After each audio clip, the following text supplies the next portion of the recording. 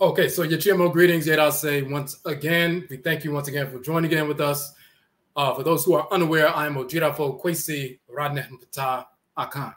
Ojirafo of NKWAMUA Maruka, Etifimu, the Akwamu Nation in North America within Ojiraman, the purified nation, Afuraitkaitnit people, meaning African Black people in the Western Hemisphere.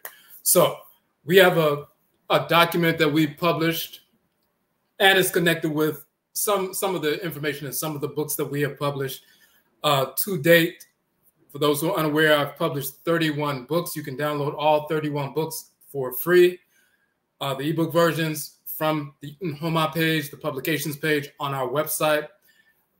We also have 40 online courses that are archived. So you can access the 40 online courses. Some of them were 6-week courses. Some of them were 4-week courses. Some were 7-week courses. Those are all archived.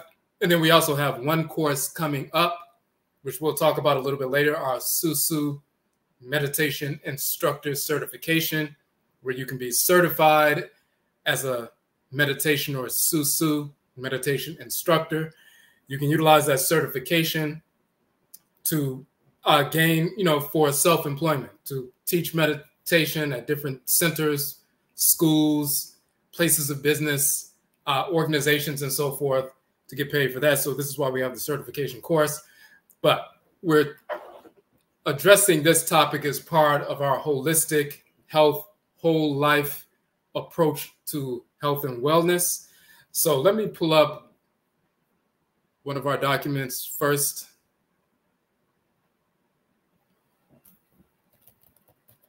And then we'll get into the document we want to focus on tonight.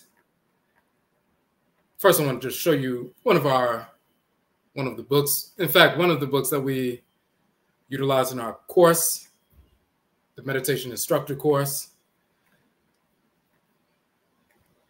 All right, so this is the,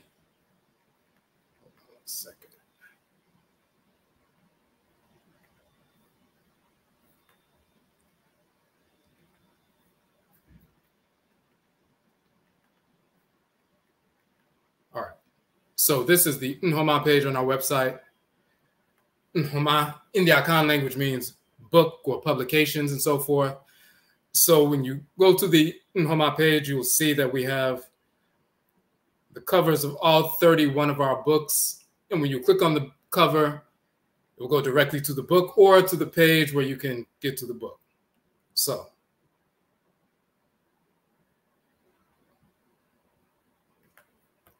our NKWAMUA Whole Life Journal. This is a journal that we published dealing with holistic health from a physical soundness and spiritual soundness rooted in our culture, centered in our culture. So one of the things that we touch on, let me just pull this up real quick. So Nkwa means life, and Mua in the Akan language means whole. So NKWAMUA is the whole life journal. So we deal with the whole life of the individual.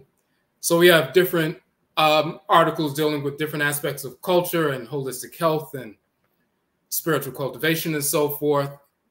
For example, one of the short articles we have in here is talking about this notion of plant physiognomy and how different fruits and vegetables that are in the same shape as specific organs and glands and structures are directly, impactful for those organs, glands, and structures. So when you see walnuts in the same shape of the brain, you'll find that walnuts are actually a super brain food. They have these omega-3 and 6 fatty acids that are directly necessary for brain function, high brain functioning, and so forth.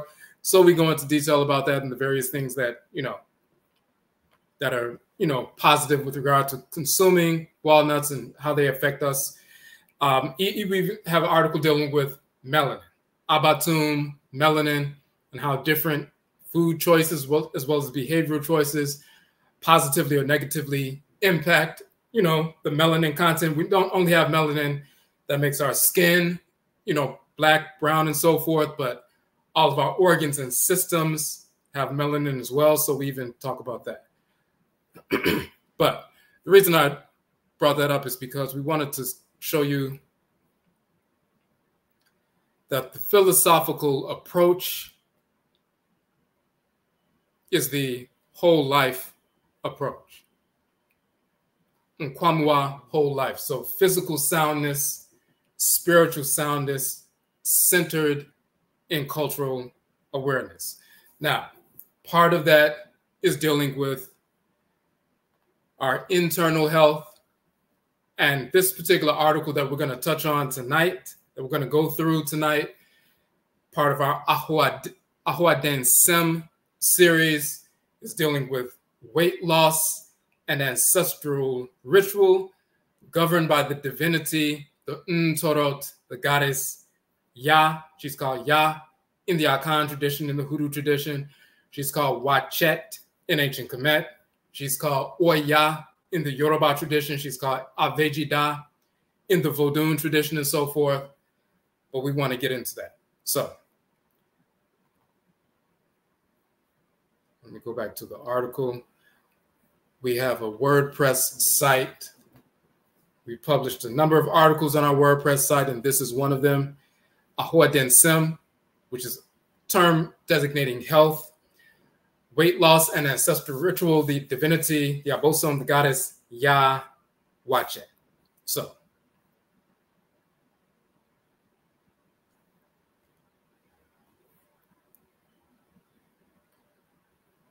this is the female divinity Ya. Hold on a second. Okay, so this is the female divinity Ya, called Wadjet in ancient Kemet. Her in the anthropomorphic form, but she can also take the form of her sacred animal totem, the animal sacred, one of the animals that are sacred to her, the cobra and so forth, the hooded cobra. You'll see that cobra also on the headdress of the king and queen mother, the Ainsu and Ainsut and so forth. In her totemic form right here, she's the cobra, hooded cobra with the wings and the solar disk on her head and so forth. And this is the planet Uranus, which is the planet Ya, as we call it in Akan and so forth. And she governs that, which includes the day Yada, or so-called Thursday. So let's get into it.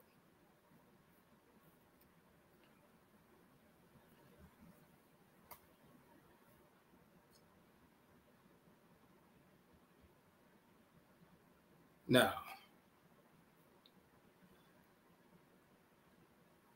we start off talking about how the great deal of financial and emotional exploitation of the Afuraitkaitnit, meaning African Black women, in connection to health, wellness, self-esteem, and more. This is why we put the article out.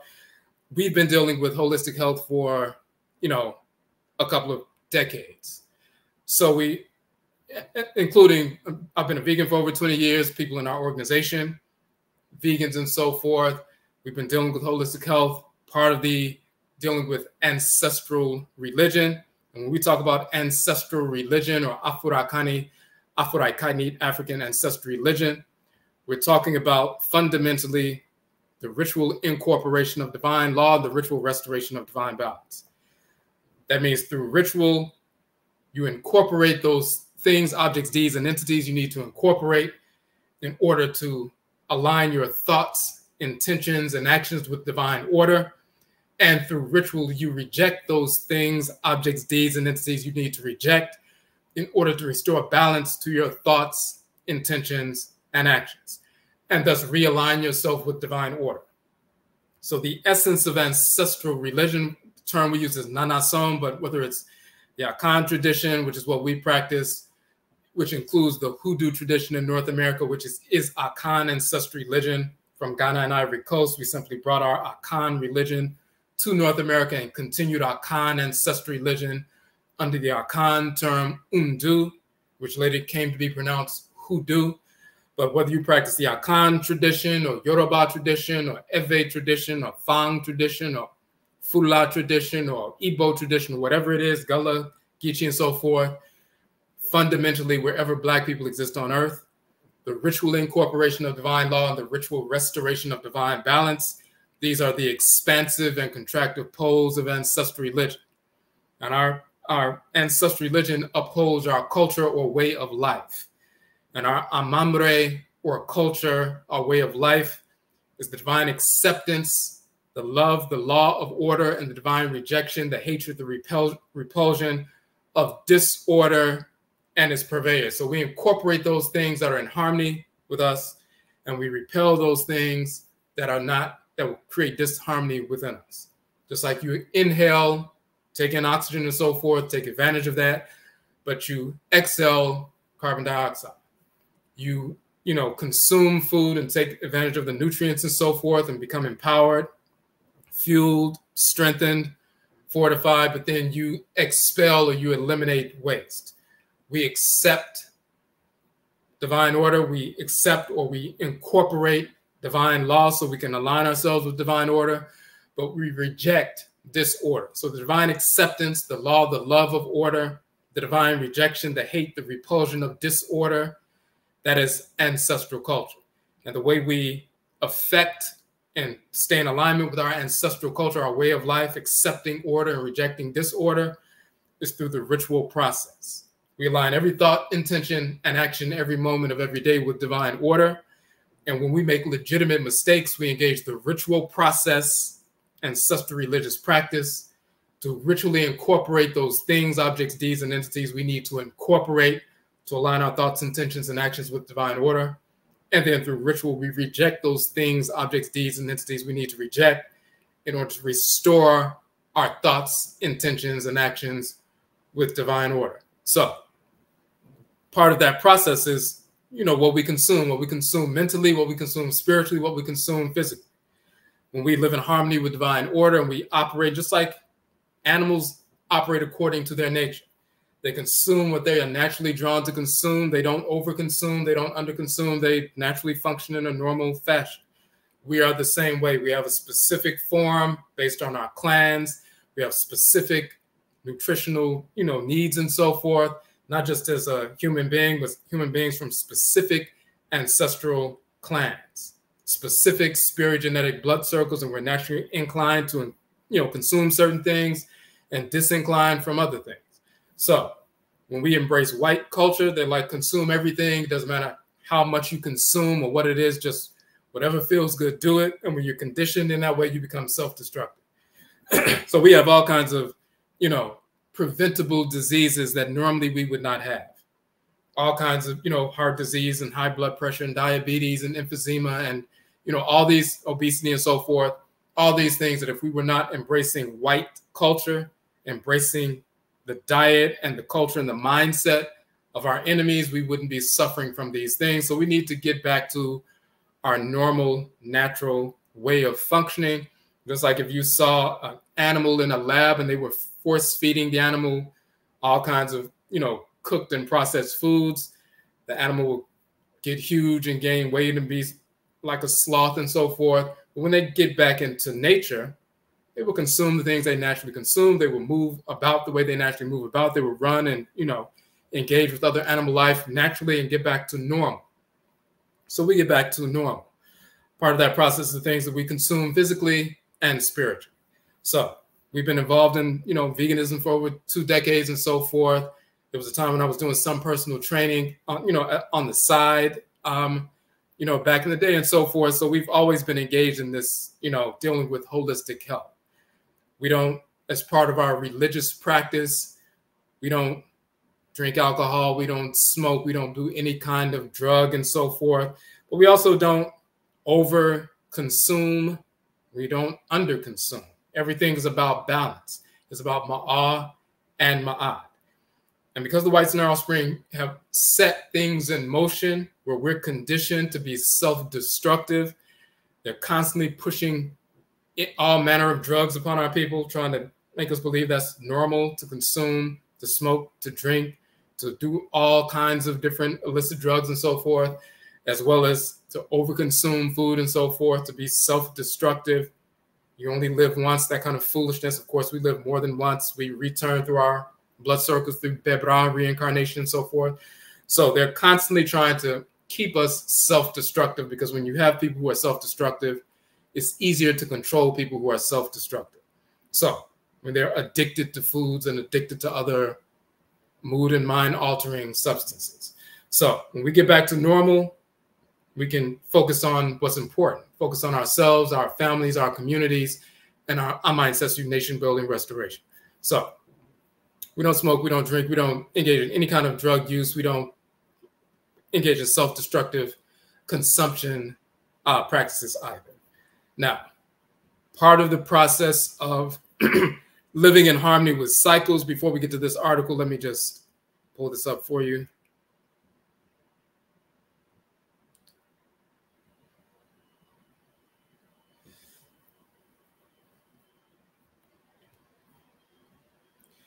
This is from one of our courses, the Hoodoo course, part 5, talking about Ntane, elemental asceticism in the Hoodoo tradition. So the ascetic tradition, where you have a strict approach to purification and so forth, that doesn't come from Hinduism, it doesn't come from Buddhism, it doesn't come from any pseudo-esoteric tradition in the West.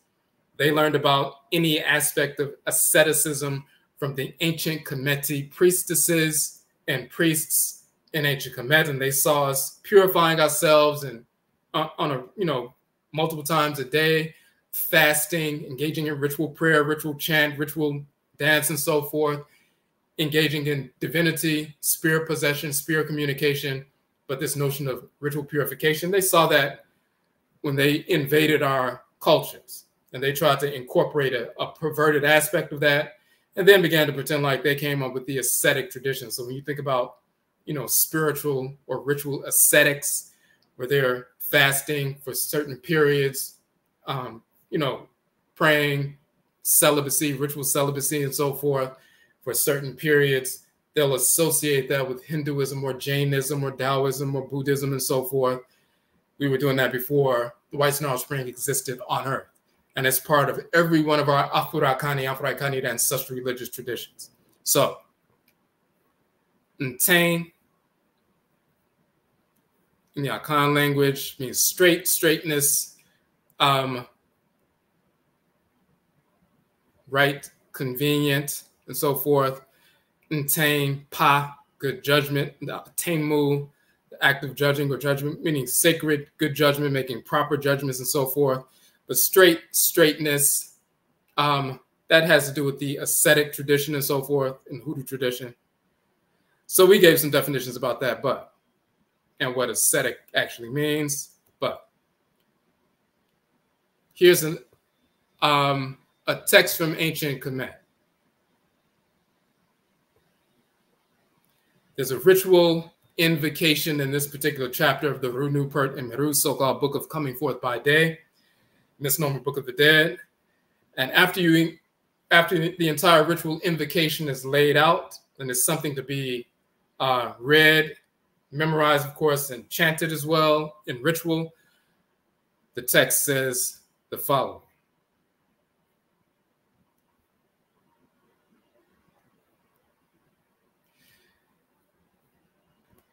It says, shall be recited this chapter by a person, Abu, which means purified, and Jira, washed, one who has not eaten animal flesh or fish. Then it talks about, behold, you shall make a scarab of green stone with its rim plated with gold and so forth. So they talk about the ritual asumain or talisman utilized in that particular ritual practice. But there's a notion of, there's certain ritual practices where before you engage in the ritual practice, you purify yourself, you cleanse yourself, you're not consuming any meat, you're not consuming any fish and so forth. Other ones will talk about how you haven't engaged in any sexual activity for a certain period. So your energy is not dispersed, it's in control and so forth for what you need that energy for that specific purpose and so forth.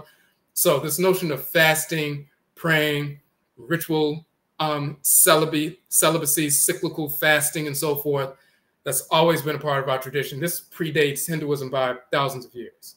So, as well as Buddhism and Taoism and Jainism and so forth. So,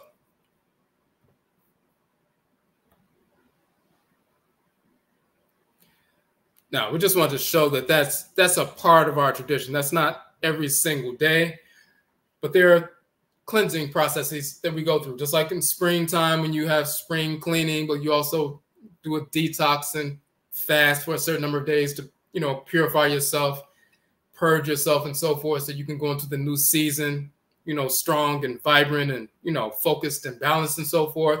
Certain times of the year we engage in that tradition, purification, detoxing and so forth. Same thing with cyclical fasting, ritual celibacy and so forth. There are certain things that we engage in. Now, we have a chart here, our per Ankh-Nut cosmogram, the 4 different positions of the sun, but also referencing the elements Oja, which is fire, Nsio, which is water, Mframa, which is air, Asase, which is earth. They're represented by the 4 positions of the sun, like sunrise, the sun at noon, the hottest time of the day, sunset, and then the sun in the underworld. But then you also have, the spring equinox, which is the yellow circle, the spring equinox around March. Then you have the summer solstice, the hottest time of the year, the longest day of the year and so forth, June 20th, 21st. Then you have the white circle, that's akin to the sunset, but also the autumn equinox, 12 hours of sunlight, 12 hours of darkness, another balancing point. And then the black circle is the deep darkness. That's the winter solstice, December 20th, the longest day of, or longest night of the year, 15 hours of darkness and only 9 hours of sunlight and so forth. So, but those 4 positions of the sun during the day, as well as during the cycle of the year, are also associated with these elements. But that also governs our day, it governs our month, it governs our year, it governs our behavioral cycle. So,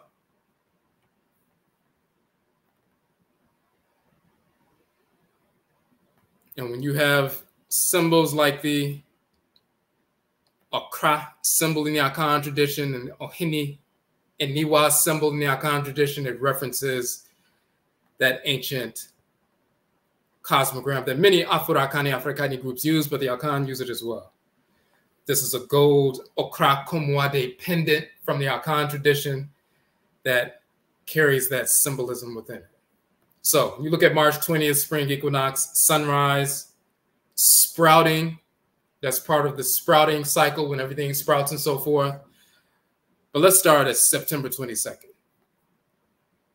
Just to give you a notion of the cycles that the earth goes through and our bodies go through during the year as well as during the day. So if the sun is at the highest point in the sky, around noon, the hottest time of the day and so forth, and the sun begins to set and it crosses the horizon at sunset, and the sun goes into the quote unquote underworld and penetrates and goes into the underworld and so forth. So the sun setting in the west is akin to a seed being planted in the ground. That's a conception. That's the evening time, but that's also during the year, the autumn equinox. This is the noon, hottest time of the day. For the year, that's the hottest time of the year. That is the summer solstice, June 20th, 21st. Hottest time, longest day of the year, 15 hours of sunlight, 9 hours of darkness and so forth. And then the sunlight begins to decrease daily until you get to September 22nd or 23rd, depending on the year. And that's when there are 12 hours of darkness and 12 hours of light. It's the equinox, equal nights. It's the first day of autumn. The male divinity Atem, the female divinity Atemet in ancient Kemet is where you get Atem or autumn from and so forth. They govern that time period. So that's akin to the sun setting. It's the end of the warm cycle, and it's the beginning of the cool cycle of the year. Because it's akin to the sun setting, it's the harvest time, but it's also the seeding time. When you harvest the fruits and the yams and so forth, that's a harvest time, it's a celebration. But you also take the seeds out of what you have harvested, and then you plant them so that, later on in the year, you can have crops once again. So the planting of the seed is akin to the sun setting in the west and penetrating the earth and vitalizing the earth and so forth. that is akin to a conception. And this is why in September 22nd, that's the conception time. That is our New Year's Day. So in our Akan tradition in North America, New Year's Day is September 22nd or September 23rd, whatever the first full day of fall is, autumn, Antamet, that is the first day of our new year. 100 days before Europeans celebrate the new year in January. January 1st, the coldest, darkest time of the year at midnight, the darkest time of the 24-hour cycle. Only cave dwellers would come out when it's cold and dark and icy and so forth and say Happy New Year.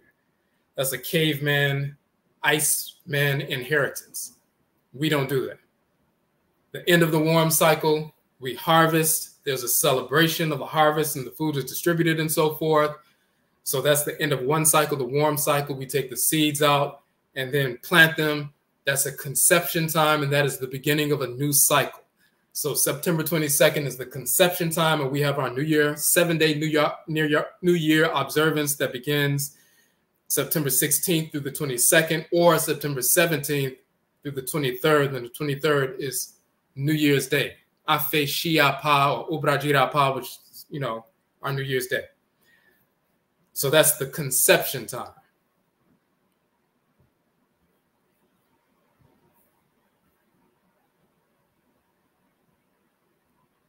So that's September 22nd, autumn equinox, sunset, seeding, harvest.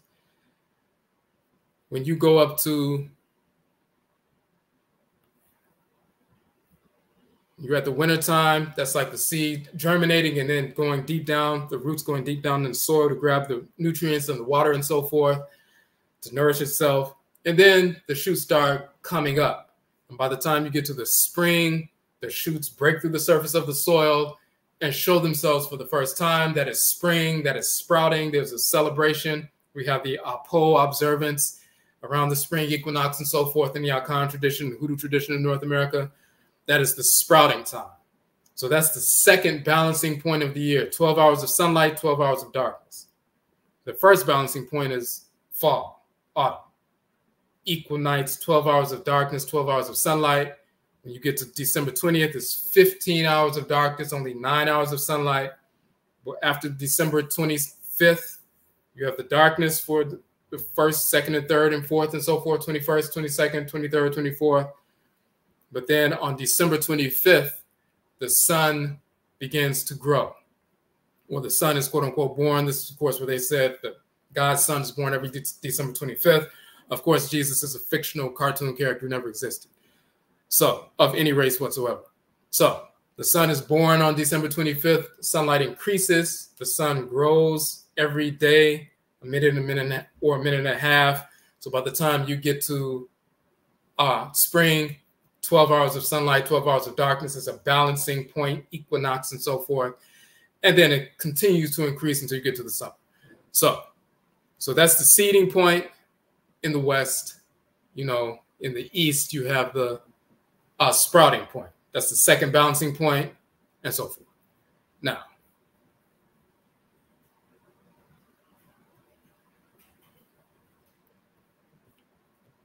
hold on a second.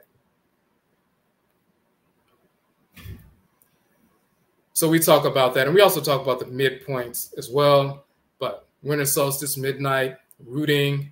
You get to March 20th, spring equinox, sunrise, sprouting.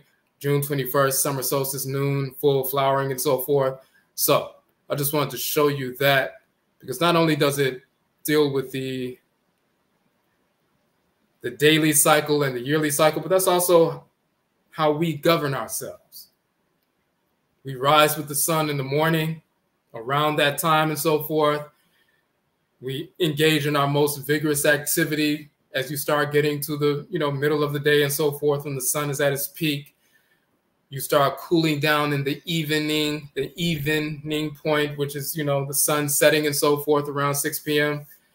And then you go into the underworld where the black sun is, and you're going to sleep at night so you can rejuvenate, germinate, rejuvenate, and so forth, so you can sprout or spring up back in the morning.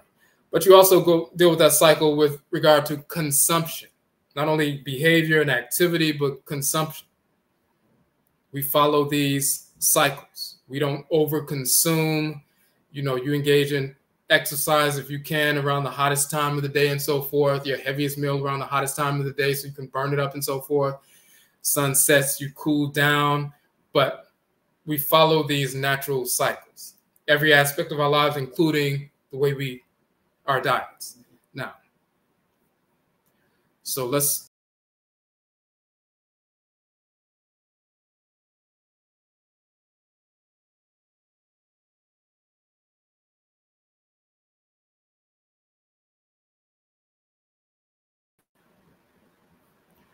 okay. Cut off for a second. I just want to make sure everything is straight. All right.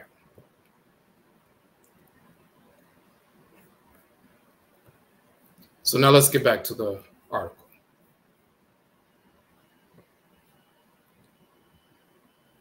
So ahooden sim, matters of health, weight loss, and ancestral rituals. So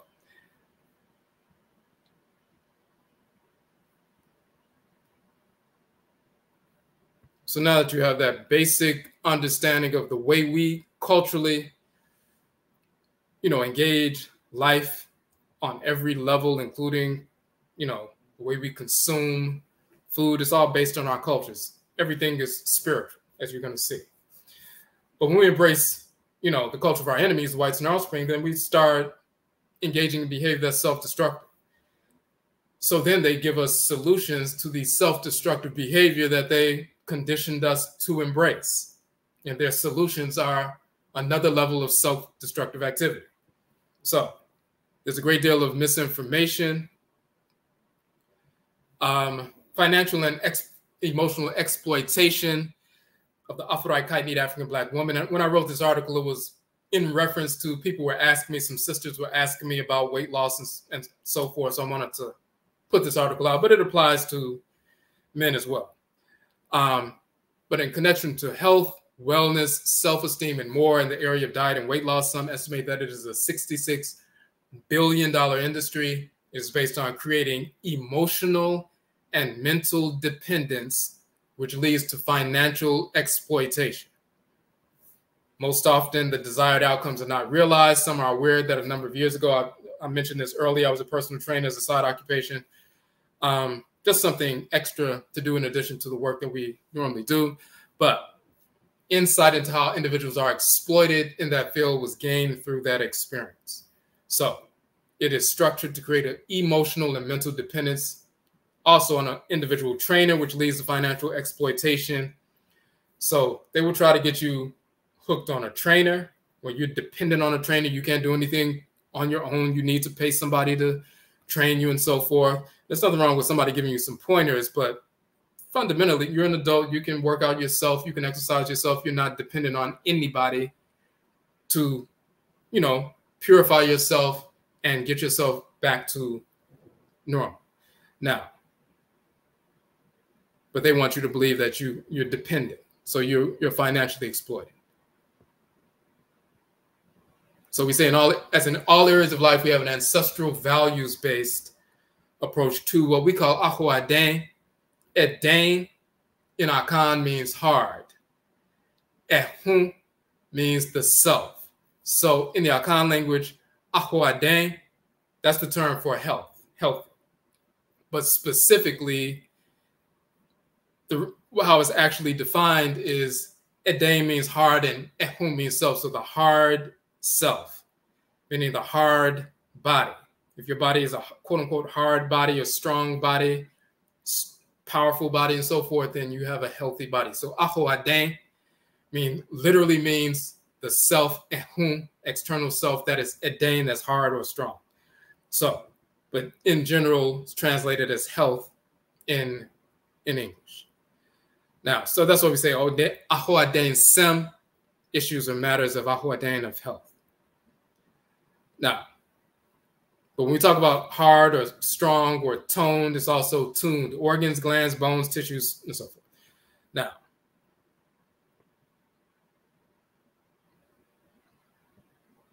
and that also references for us this notion of if the body is toned, if someone says they have a toned body, In our culture, it also means you have a tuned body.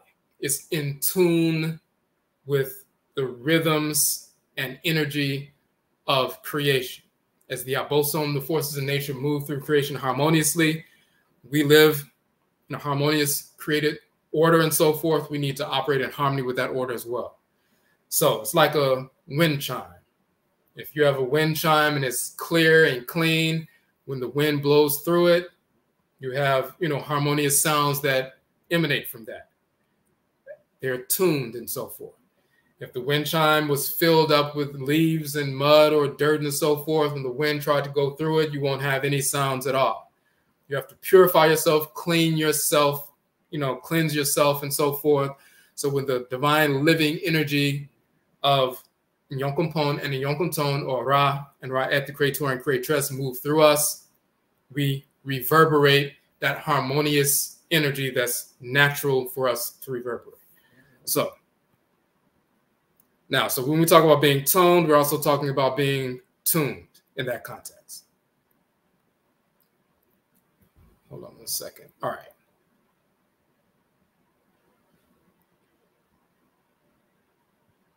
So we give the definition there of ancestral religion, the ritual incorporation of divine law, the ritual restoration of divine balance. We talked about that in the beginning. So every aspect of our life, we have a whole life approach to health and wellness and so forth.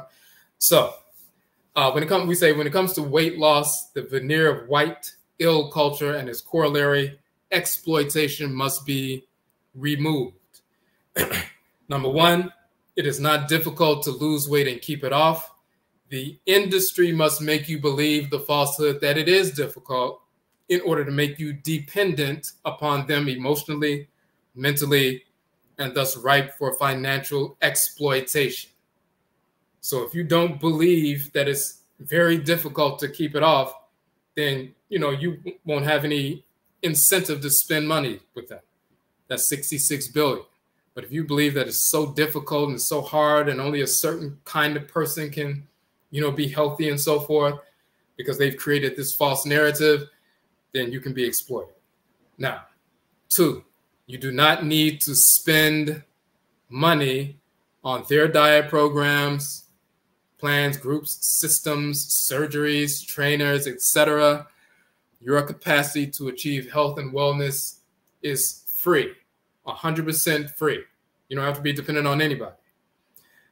Number 3, you do not have to have a special kind of discipline to lose weight. Totally fraudulent. Psychologists are employed by advertising agencies to craft messages to make you believe falsely that only a certain special kind of individual, special quote unquote, can be successful, while most people quote unquote need the assistance of the industry. 4, every single Black person of any age can be successful in achieving optimal health goals, inclusive of weight loss, through engaging a simple process rooted in our own ancestral culture. Everything we need to address any issue we can find within our culture. We don't need to look outside of our ancestral culture for any manner of healing, whether it's physical, whether it's emotional, mental, or spiritual. We don't call ourselves, Afrocentric, African-centered, cultural, and so forth. But then when we run into a problem, we have to go to a Western-trained psychologist to get their theory of, behavior and so forth. And they try to infuse you with their false narratives of what that is.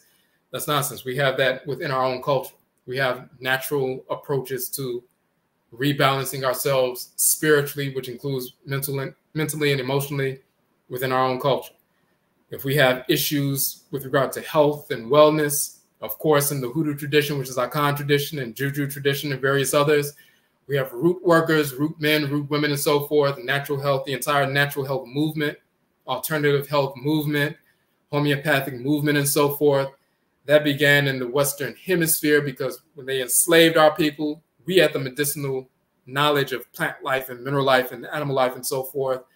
They were dependent on us to heal our people who were enslaved on plantations and so forth, because they were using us as property.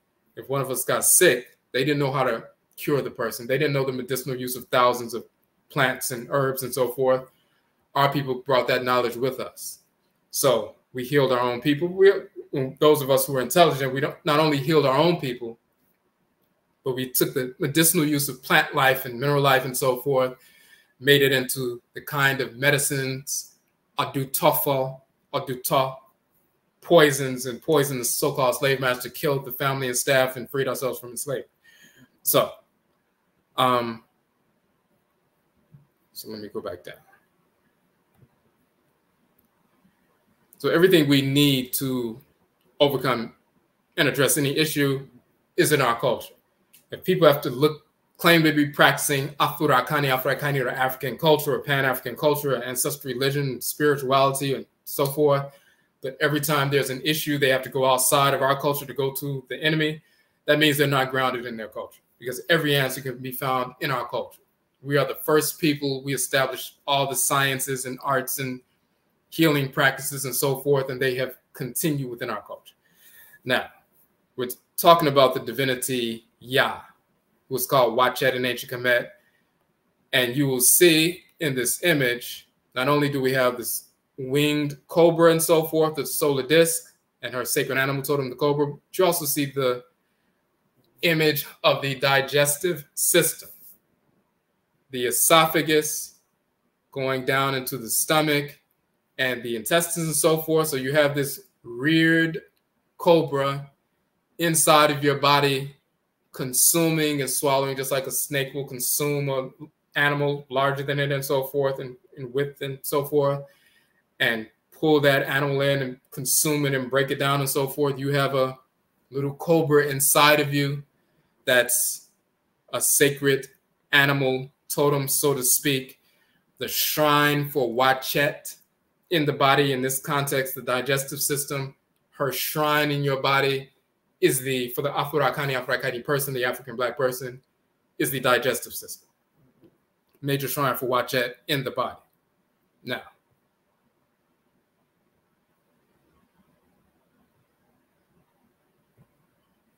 so as we said, she's called Wadjet in ancient Kemet. She's called Oya, Yorisha Oya in Yoruba. She's called Avejida in Ewe in the Vodun tradition. And she's the abosom, the divinity Yaa, the goddess Yaa in Akan culture. So when we look at the 7-day week in the Akan tradition, and this is our chart, when you see Akan people who are, for example, my soul name Kradin is Kwesi.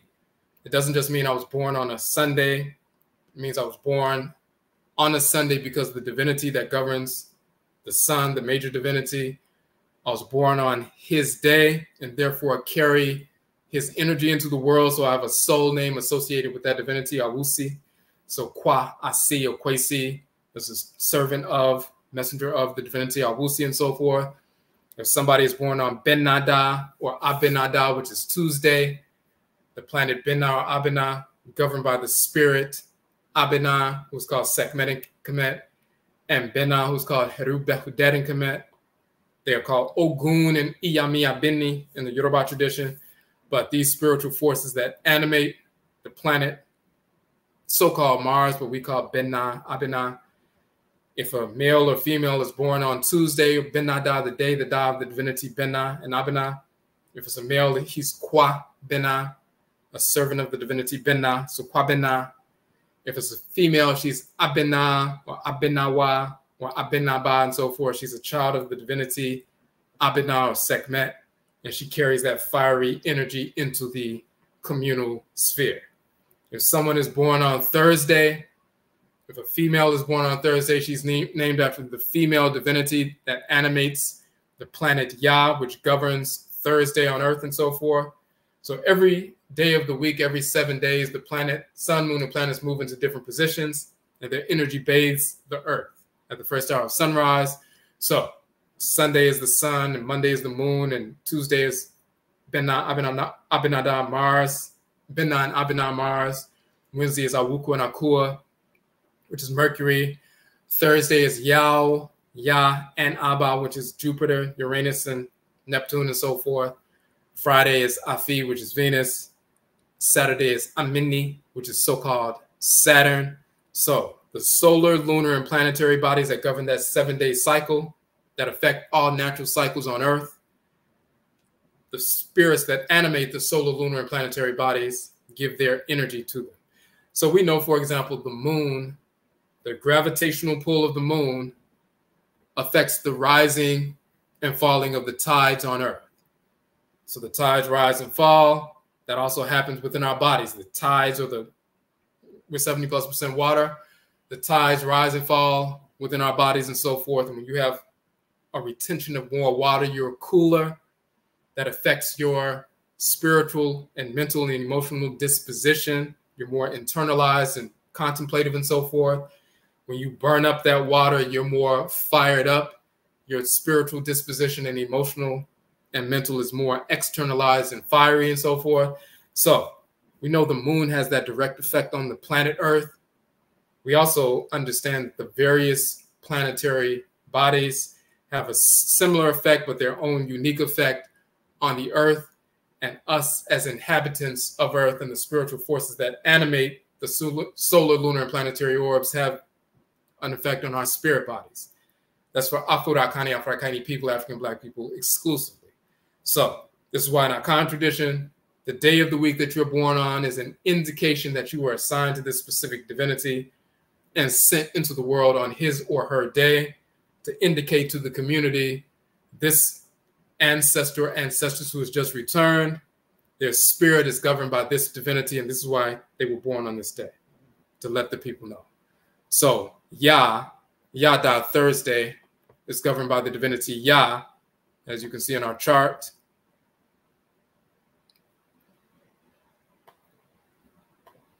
Which is Yaa-Wadjet, the planet Uranus and so forth. And you see the 11 male and female divinities also govern the 11 major body systems in Afuraitkaitnit people.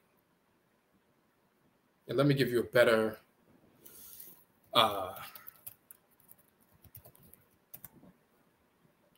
example of that chart right quick so you can see it more clear.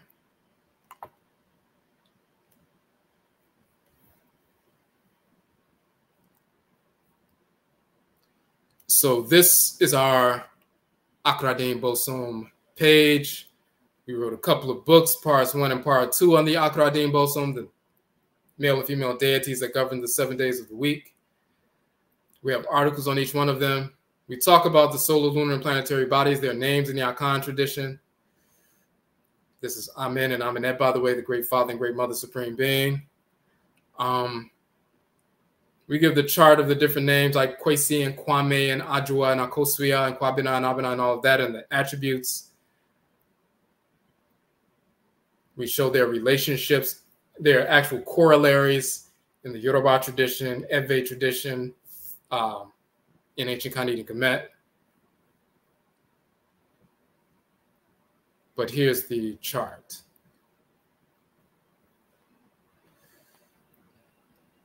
So we show the solar, lunar, and planetary body and the spiritual force that animates the solar, lunar, and planetary bodies. We show their names in Akan, their sacred statuary in Akan, Awusi Ajua, Abena Abena, Akua Awuku, Yao Ya, Yao Aba Ya Afi Amemen. And then we show their popular names in the language and culture of ancient Kemet, which is Asar and Aset, Sekmet, Heru Bedeti, Nebedhet, Set, Heru, Nekabet, Wachet, Het, Heru, and Amen. We also show the 11 major body systems that they govern. These are the shrines of these spirits within your bodies: the endocrine system, reproductive system, lymphatic, immune, renal, nervous, cardiovascular, respiratory, digestive, exocrine, and skeletal. And also there's sacred numbers in the Akan tradition that go into 1 through 11. So the sacred Nkane Sem, which will be translated as numerology, but Nkane Sem, the sacred numbers associated with these different divinities and so forth. So whenever we talk about, forces in creation, we're also talking about biology.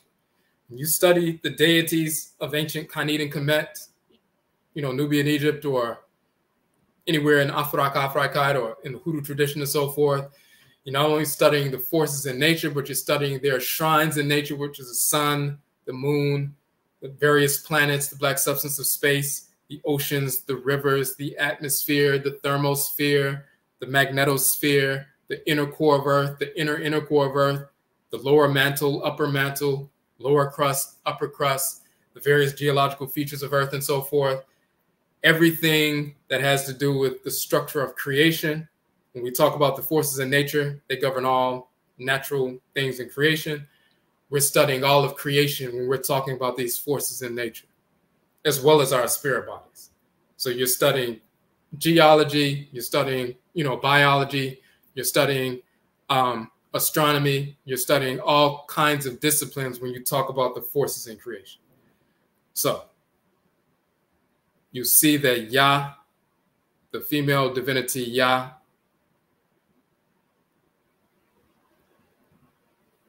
governs the planet Uranus. She's Yaa-Wadjet and Kemet, Yaa and Akan, and governs the digestive system. So I just want you to see that.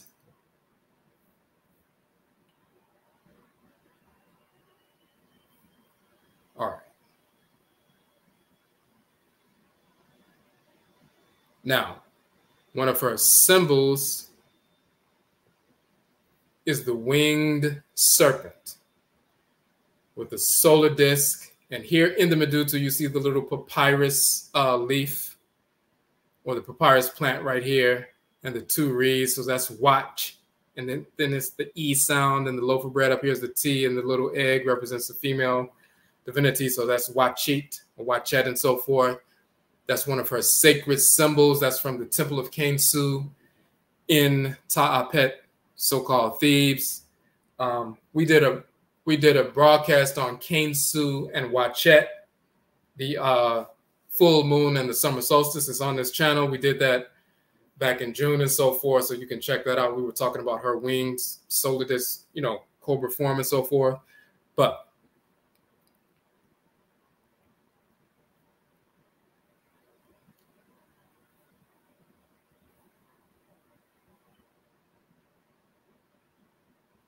hold on 1 second.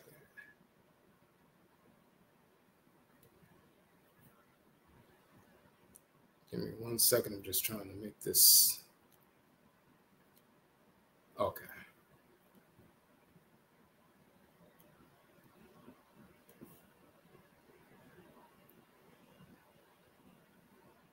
Okay, so we're talking about how, they govern these natural features of creation, the different 11 shrines in our bodies. They also govern the black earth, river waters, ionosphere, Earth's inner core, the red earth, rain waters, Earth's outer core, winds, magnetosphere, stratosphere, and polar axis. So those features of Earth in order are the same 11 divinities. So these 11 major body systems, that's their shrines in our physical body. And then that list of black earth, which is Awusi, Alsar, river waters, Adwa, Aset, ionosphere, Benna, which is Herubedeti, Ogun, Earth's inner core, which is Sekhmet, Abena, red earth, which is Awuku, rain waters, which is Akua, the Set and Nebuchadnezzar, Earth's inner core, which is Heru, which is the divinity Yao, the winds, we're talking about the winds and magnetosphere, we're talking about Yah and Abba, the stratosphere, which is Het Heru, which is Afi, and the polar axis, which is Amen. Those same 11 divinities, they govern the 11 parts of our physical bodies, but they also govern those 11 features of Earth as well. So she's shown with the winged serpent, references her role in the body as contributing to our magnetic field, the magnetosphere through the electromagnetic energy of our life force. So when you have a winged serpent, the serpent is that, magnetic energy. And then you have the winged serpent, that's electromagnetic energy. That's the magnetosphere, like the magnetic field that surrounds the earth, Well, we have a magnetosphere surrounding our bodies. And let me give you an image of that so you can see it.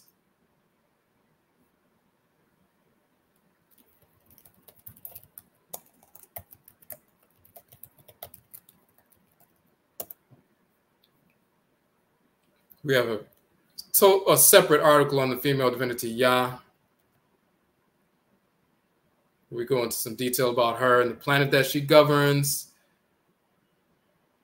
her name in ancient Kemet in the Medutu, its definition and so forth, fire-spitting cobra. You see her on the head of the sovereigns and so forth.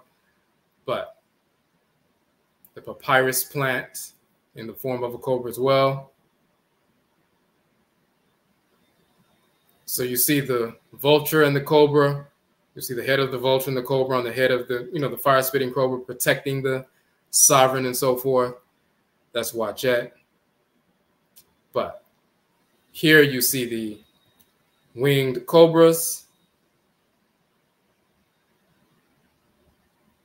And that's the magnetosphere of Earth.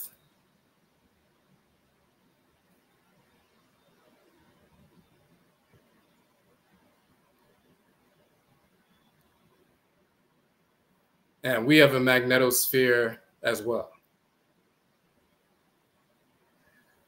So when you're expanding and contracting your lungs, it's like the expansion and contraction of the wings of a bird inside your body, and it's fanning the flames of that life force energy within you. And that contributes to your electromagnetic field. Just like the winds on Earth, the jet stream that's whipping around the planet and so forth, generating partly, responsible for the magnetic field. Of course, the thermodynamics within the core of Earth generates that electromagnetic field around the planet and so forth, but the winds participate in that.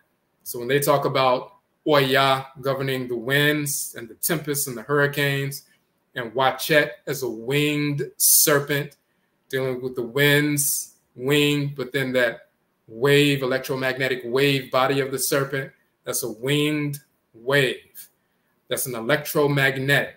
Electro, which is the winged, and then the solar disk on the head and so forth. Let me go back up so you can see that.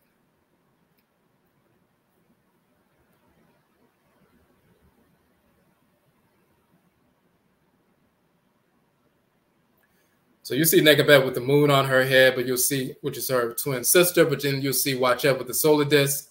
So you have that electromagnetic, the wave body of the serpent is the magnetic wave and so forth.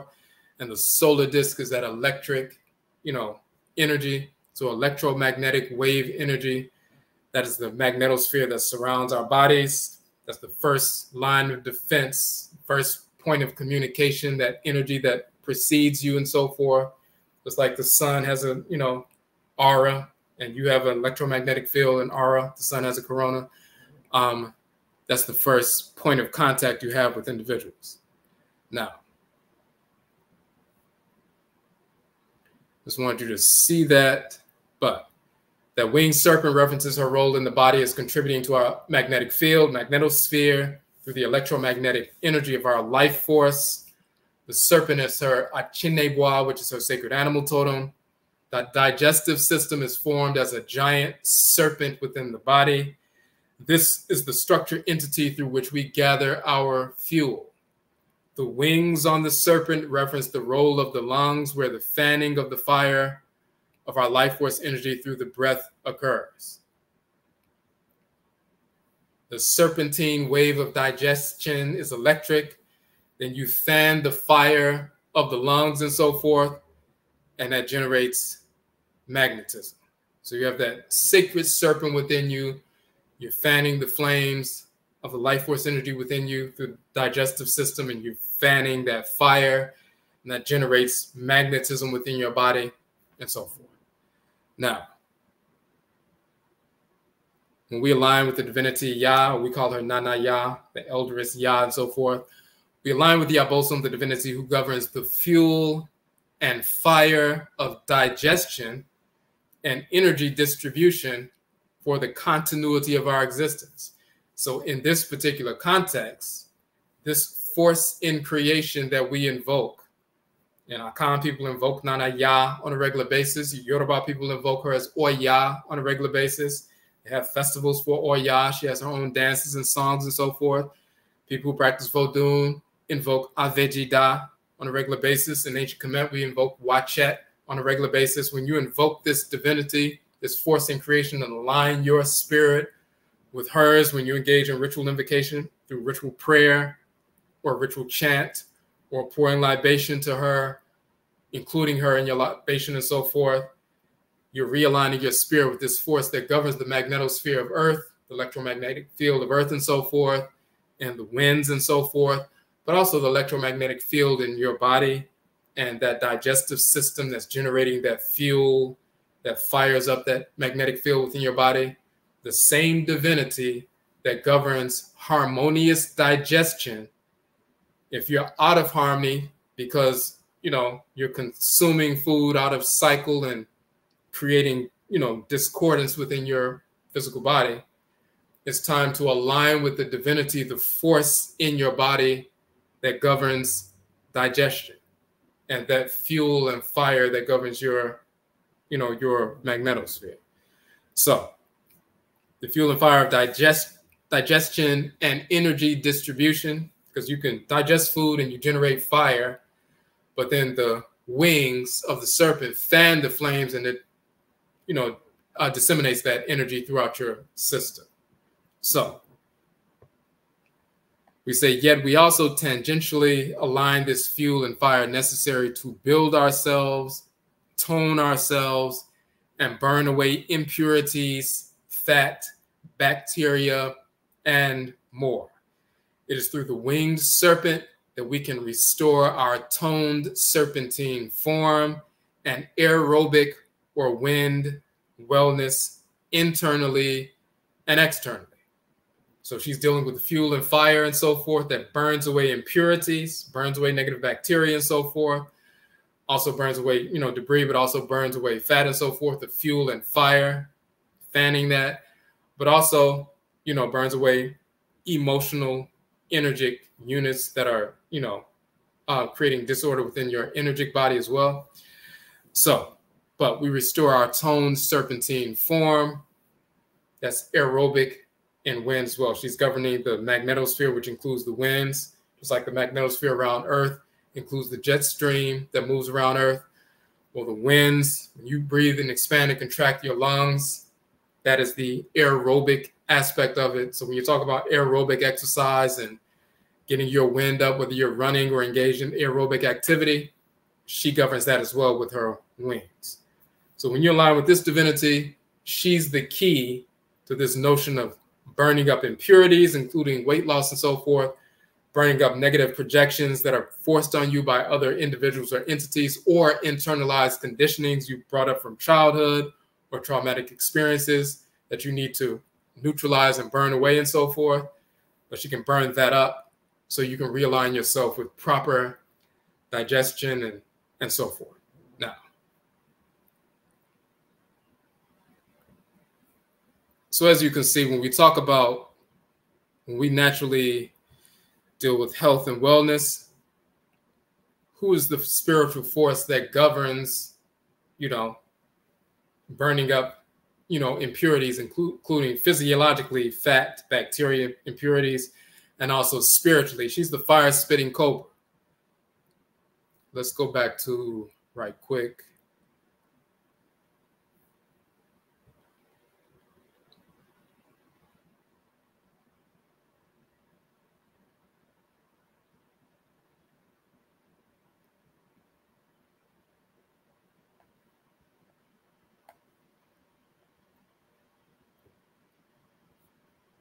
Hold on a second.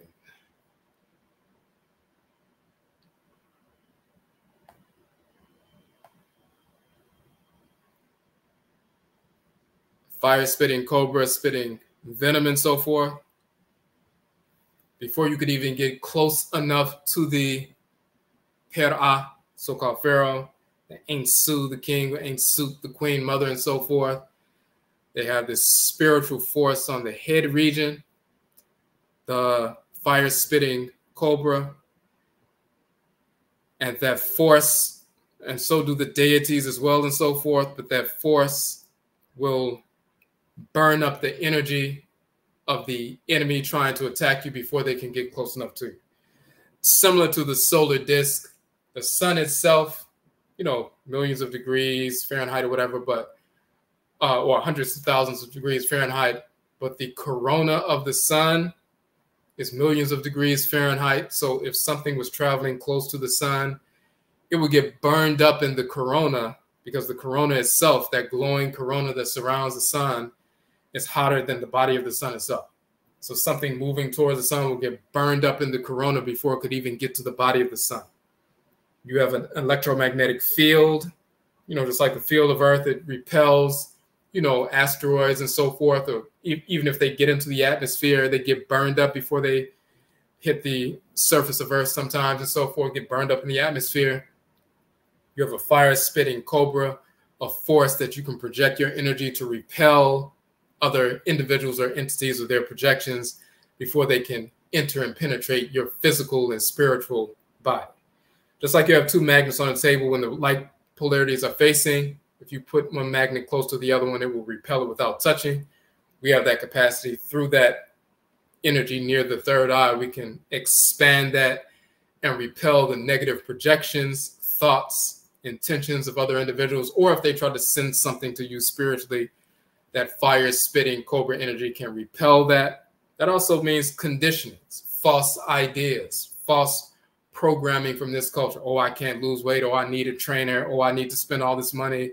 Oh, I have to be a special kind of disciplined person in order to lose weight. I'm going to have to be beholden to some trainer, beholden to some program. All that is nonsense. You can burn all of that away. That's not natural for us. We align with the divinity, the force in nature that governs digestion and fuel and expanding fire. And then you get back on track without going through all that other nonsense. So,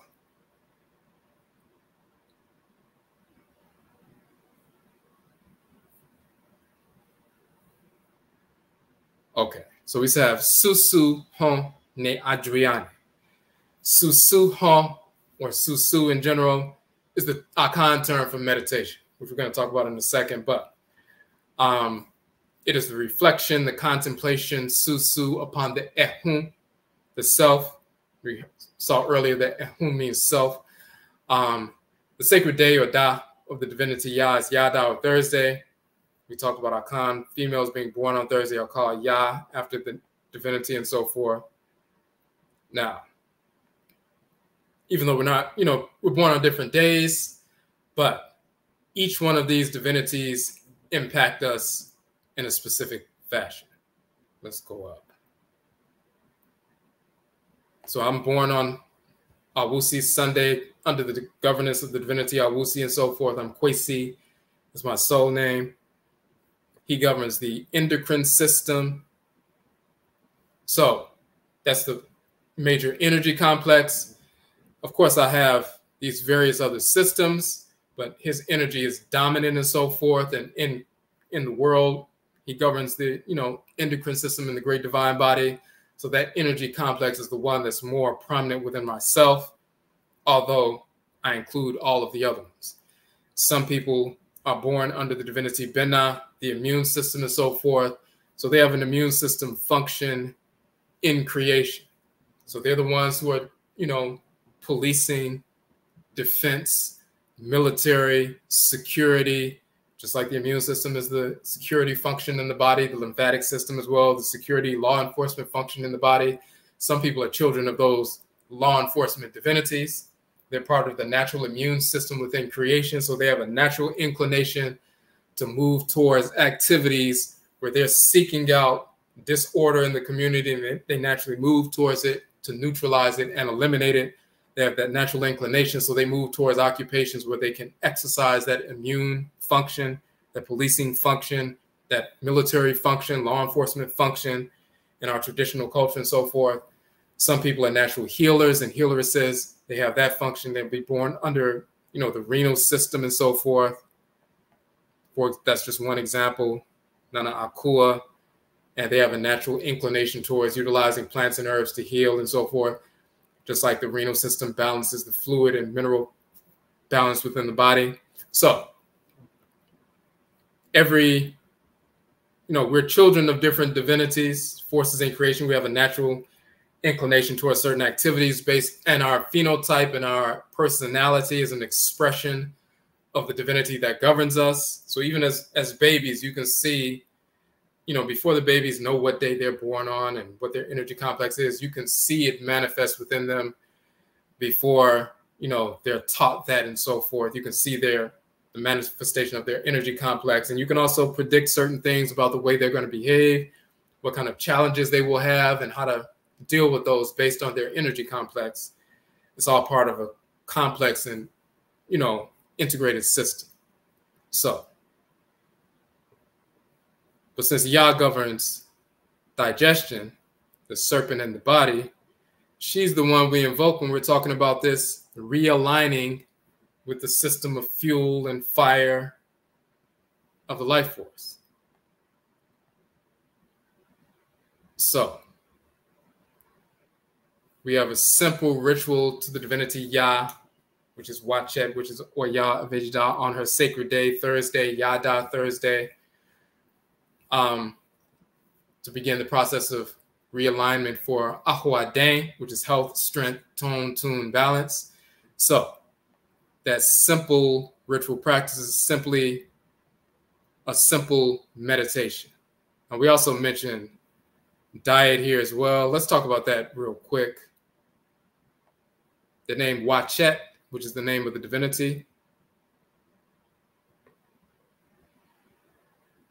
The root of the name Wadjet is watch, and one of the definitions of watch in ancient Kemet is green. So the papyrus staff that she holds, that scepter, the papyrus plant is the watch plant. And it's also the same spelling of her name and so forth. If you look at the planet Uranus, it has a greenish, bluish hue. So she governs that planet. It has a greenish hue. Just like Benna, the divinity Benna. Ben means red in ancient, in the Akan language. The planet Benna is the red planet, the planet of war and so forth. Benna and Abena, Heru, Behudet, and Sekhmet govern that red fiery planet, and their sacred colors in ancient Kemet are red and yellow. The green is the greenish hue of the planet Uranus or Yaa. Her name, Watch, in ancient Kemet means green. She holds the green papyrus plant scepter and so forth. But that green includes the importance of plant-based food and medicine. Green is also the color we see in renewal in nature. It takes place after the winter season. Moreover, our star, the sun, the Aten-Atenit, is considered a green star when you study astrophysics and so forth. But Wadjet is as a serpent encircling the Aten-Atenit, the sun, in the imagery of ancient Kemet. We showed that, imagery and so forth.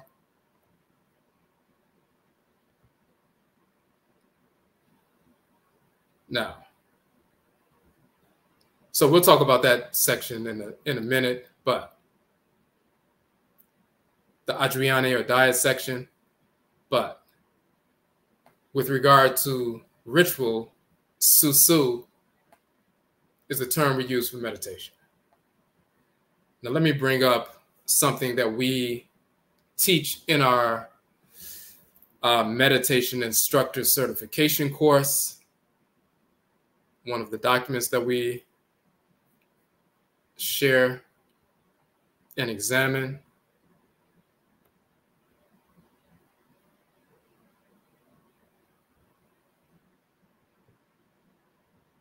And of course, if you have any questions, you can post them in the chat room.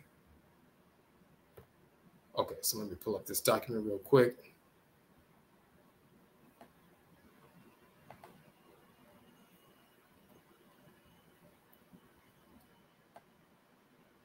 And some of you, if you've seen some of the recent broadcasts when we talk about meditation, you would have seen this document. We did add something to it since the last time we did a broadcast. We added two things to this document, but this is something that we examine in detail in our course.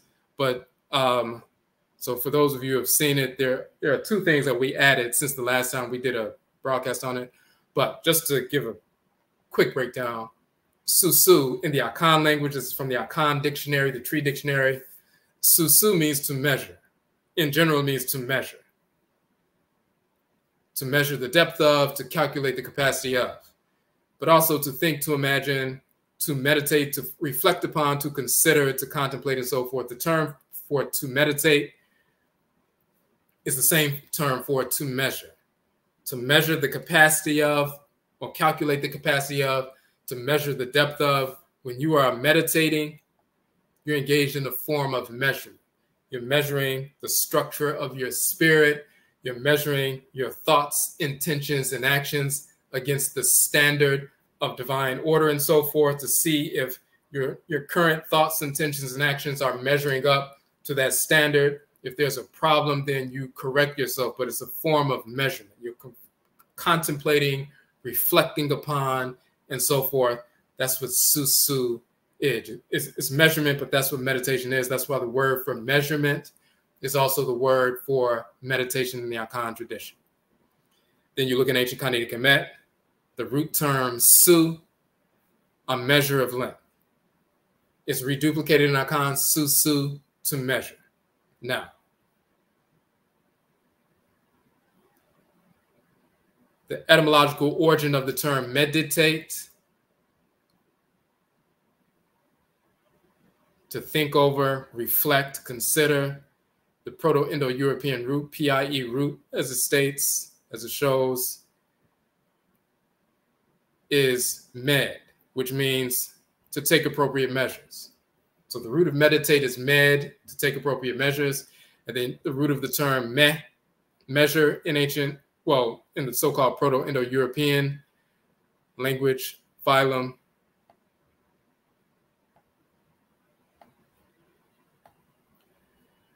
med, to take appropriate measures. You look at the word measure, comes from the Proto-Indo-European root meh, meaning to measure. But they're not Proto-Indo-European roots. They stole these terms from our language. The term meh in ancient Kemet, that predates the existence of Europeans on Earth, is the term for the cubit, which is a central unit of measurement in ancient Kemet. Another spelling of it from a different Medut hieroglyphic dictionary, meh, meaning full measure. So, the ancient Egyptian royal cubit, meh nsu, that is meh nsu, meaning the royal nesu and ensu cubit, is the earliest attested standard measure. So the word meh, the central unit of measurement, just like we have inches and yards and so forth, in English, in ancient Kemet, it's the meh, which was the cubit, but the meh, the central unit of measurement. The term meh was corrupted into meh in Proto-Indo-European and med, to take appropriate measures and so forth, stolen directly from our language. But the key is the function of measuring is what Susu is affecting. The ritual practice of Susu, to reflect upon, to contemplate upon, to consider and so forth, to internally calculate the depth of and the capacity of. You're engaging, when you're doing that, when you're engaged in Susu, you are measuring yourself. You're engaged in meh, or meditation. So that's why Susu means meditation. Now,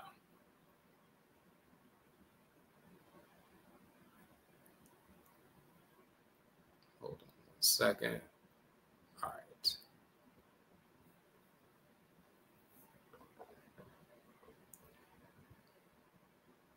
So this simple meditative practice, and this article is, we'll post the link in the chat room.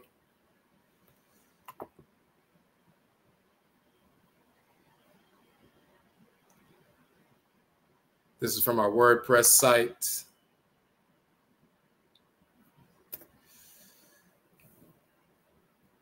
Okay, so that is the link in the chat room for the WordPress site for this article. And we have a number of articles.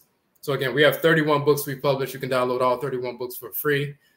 But then we have a number of articles as well that we've published, and some of them are on this WordPress site. So when you go to this link, you'll see all of the articles as well. So,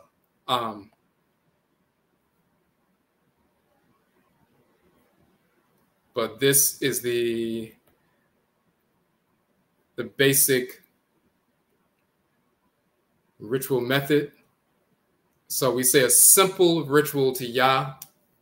If you don't know what your clan is, if you're not Akan and you don't know what your specific clan is, you can utilize the language of ancient Khanid and Kemet. Yaa-Wadjet is her ancient title. So a simple ritual to Yaa or Wadjet on her sacred day, Yada or Thursday, will begin the process of realignment for ahooden, health, strength, tone, tune, balance. You can simply use a printed image of Yaa as a focal point in a clean and quiet space. In other words, you could print out an image of her. If you Google Wadjet, and you can find an image, a nice image of her and so forth. You could print out an image of the planet Yaa, so-called Uranus, but Yaa, as we call it. You can print out an image of her and so forth as a focal point. Now, so this is the simple meditative practice. And I'm going to show you why we say it's a simple meditative practice. Sit upright but relaxed. Close your eyes. Breathe through your nose and diaphragm as opposed to the mouth and primarily the chest. So you're not like breathing through your mouth and chest. You're relaxed and you're breathing through your nose and filling up your diaphragm and breathing that way. Diaphragmatic breathing.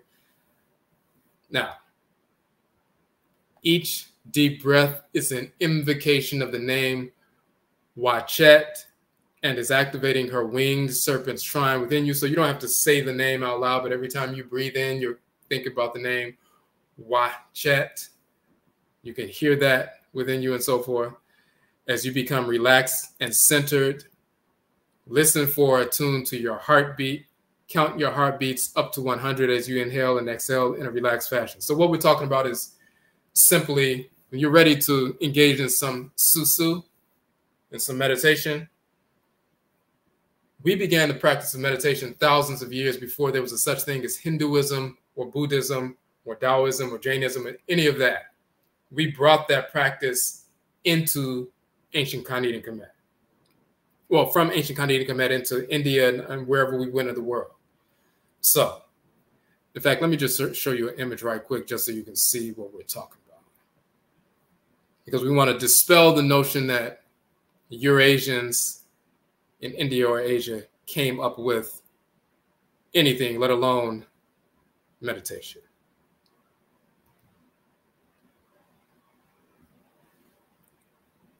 Because once they start talking about that, then of course they start, creating unnecessary pseudo-elaborate practices that have no basis in spirituality at all. Then people think they have to do all kinds of stretches and all kinds of other nonsense to be spiritual, which is ridiculous.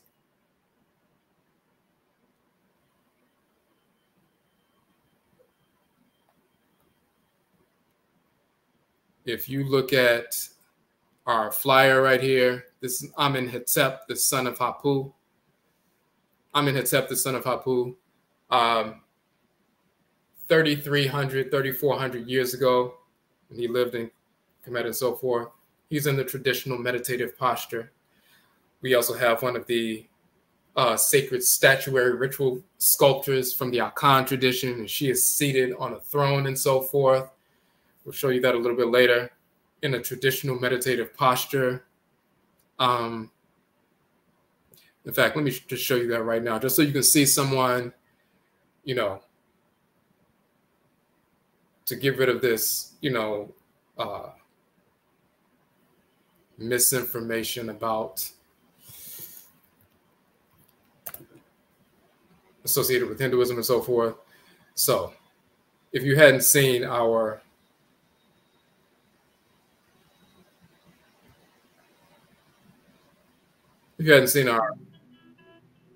trailer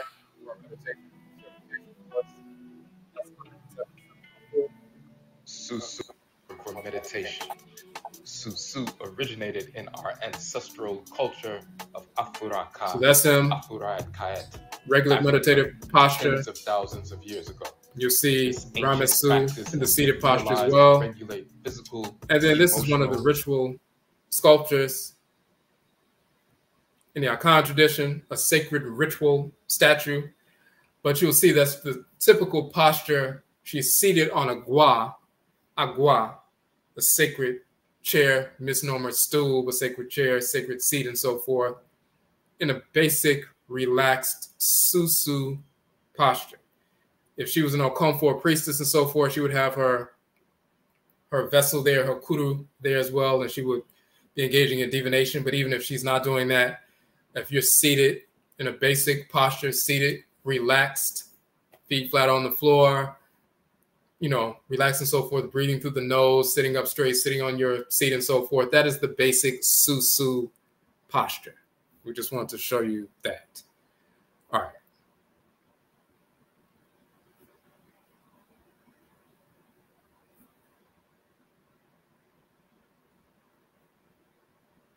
So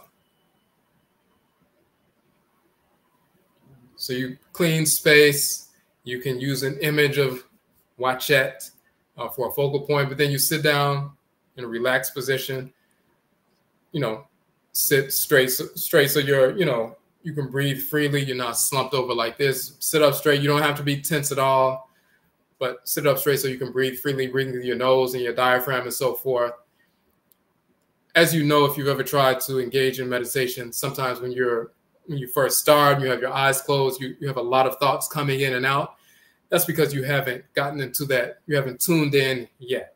One of the ways to withdraw your focus from the external to the internal, so you can measure the depth of the self, susu, is to begin to attune to and feel your heartbeat. And when you have your eyes closed, it's easy to do, and you start feeling your body pulsing. And once you've attuned to that, then you start counting your heartbeats, count up to 100. And the more you do that and attune to yourself, you're not paying attention to what's going on out there. You're focused internally, and your conscious goes internally. And even if you miss your count, you can start over. But counting, once you get to 100, you'll notice that things begin to calm down. Other things that are happening outside of you are not distracting you any longer because you're focused internally. By the time you get to 100, you can do it once or more than once, and then you're internalized at that point. Now, we say as you become relaxed and centered, listen to your heartbeat, count heartbeats up to 100 as you inhale and exhale in a relaxed fashion. At this stage, when you get to that point, when you counted 100 or more heartbeats, you'll be more receptive and in tune. At that point is when you attune, you ask mentally, Yaa-Wadjet, for the direction and empowerment that you need on this wellness journey. And when you're focused on her and you attune to her like that, and you're internalized now and you're blocking out other distractions, the thoughts, images, urges, smells, etc., whatever you experience that arise are messages that you will be able to contextualize later after the ritual is complete. Certain things will come into your awareness. Certain ideas will come into your awareness. Certain thoughts, certain things, you'll be able to contextualize them afterwards. The more you focus on the image of Yaa-Wadjet internally and also the breathing, the more focused and directive her messages or images will become. And you can do that for simply 10 minutes. It can go longer as you do it on a regular basis, but when you feel the ritual is done, you can arise from your seated position. That is a ritual reset. So that basic ritual, try that. Make sure you don't have any food in your stomach.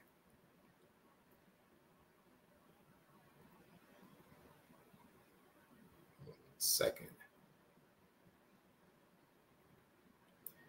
You try that process for in the morning or evening, and do that for just 10 minutes. Take 10 minutes to do that before you start your day, 10 minutes to do that at the end of the day and so forth, and you'll notice a major shift in your focus. You don't have to rely on a trainer. You don't have to rely on these other people and these dietary plans and programs and so forth. When you begin to refocus your consciousness on the divinity that actually governs your digestive tract, the force in creation that whose shrine is your digestive system, and who has that winged serpent energy that governs your magnetosphere and your wind and so forth, you start restructuring yourself and resetting yourself. So it's much easier to adhere to a holistic diet. It's much easier to adhere to a different kind of consumption practice and so forth. You don't need to go to a psychologist or a counselor and all these other things. Now,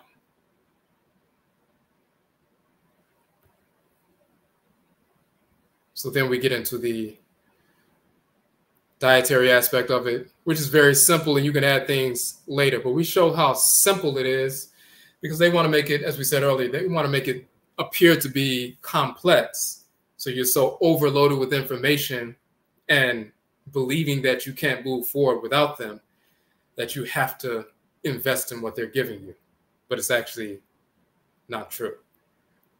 So we talked about Yaa-Wadjet and green and plant-based food and medicine and green colors and so forth. Her name meaning green, watch meaning green, and all that.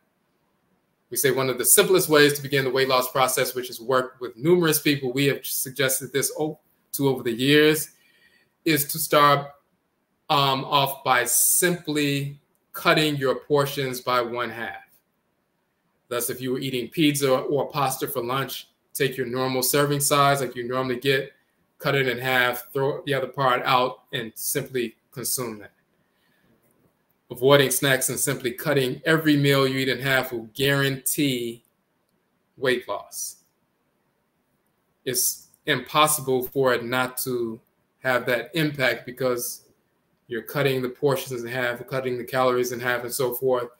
Doesn't matter that you're eating the same thing. When people say, oh, I can't eat any pizza or pasta or this or that because it's going to put on.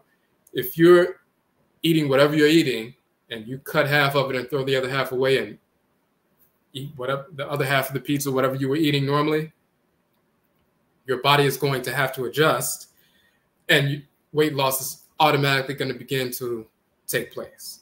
And people have done this for over 2 decades when we've suggested this to people. That's one of the easiest ways to start off. Now, that's starting off. As you go through that process, avoiding snacks and so forth, but you can also begin to incorporate more water during the day. When you consume more water, just physically, you're already starting to put, something in your system that's making your body feel full, and you're not able to consume what you would normally consume anyway. But it's also cleansing you out. And when you begin to cleanse yourself out and get rid of some of these toxins and so forth, you'll notice that the desires for certain foods and sugars and different things begin to become diminished. So, but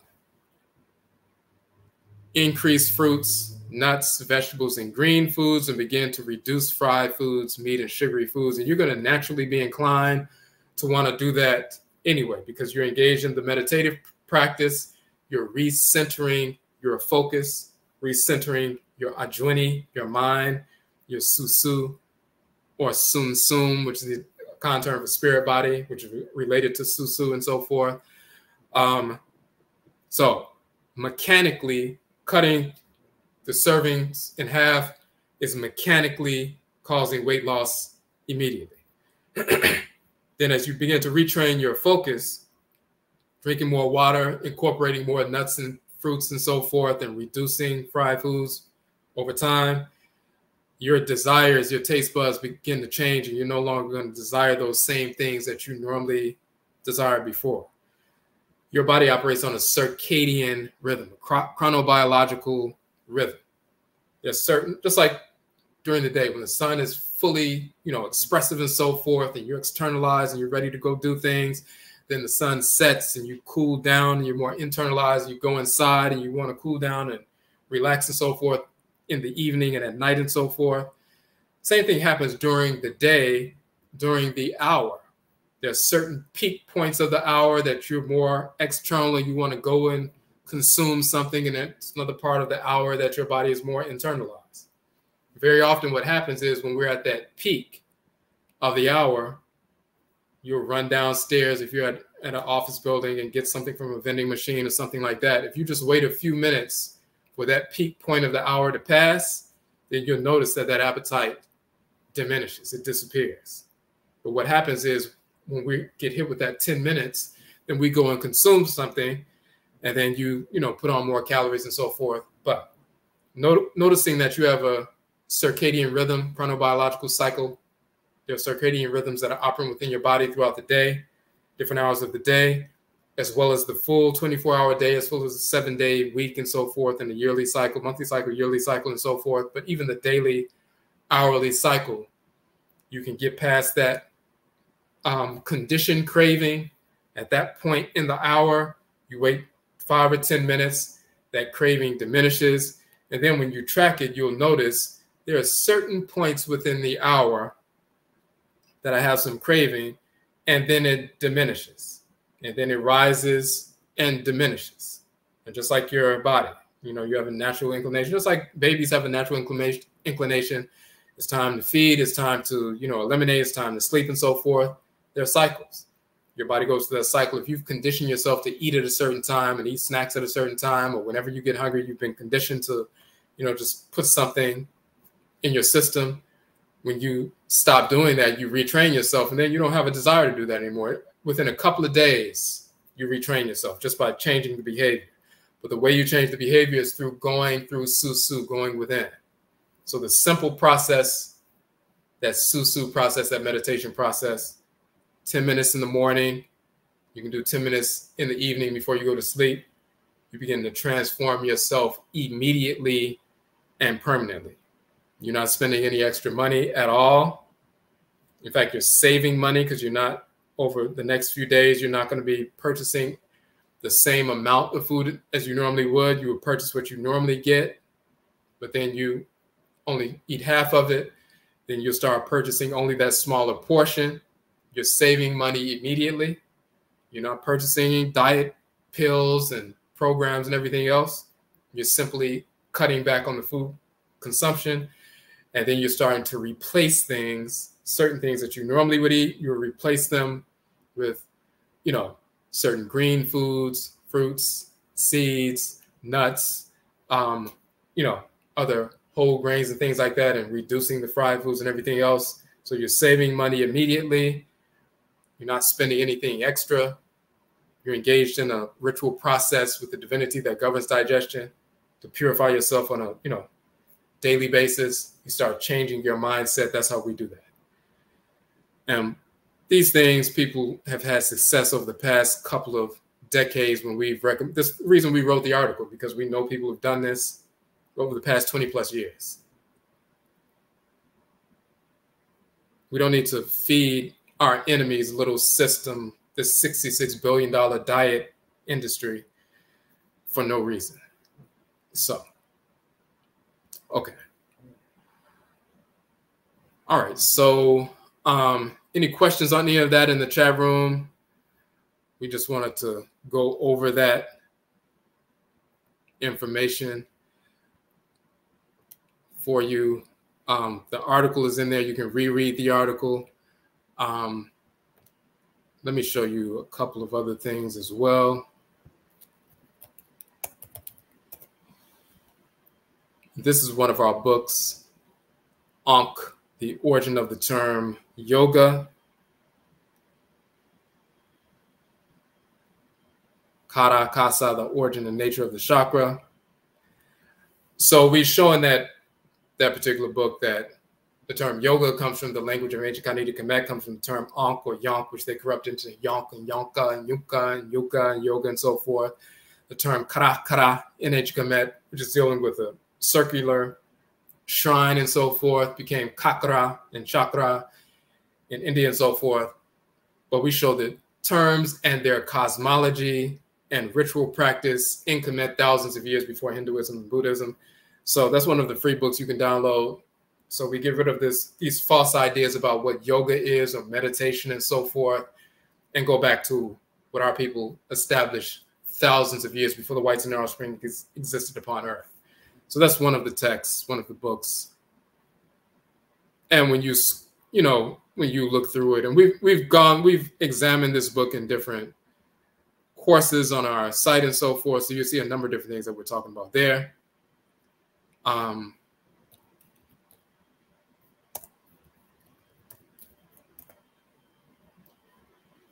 then we also, you saw the flyer and the a portion of the trailer. We are in the midst of one of our 4-week courses right now, which is going to end actually next week. So this 4-week course ends next week, but the new one is beginning on August 5th. That is the Susu course, Meditation Instructor Certification.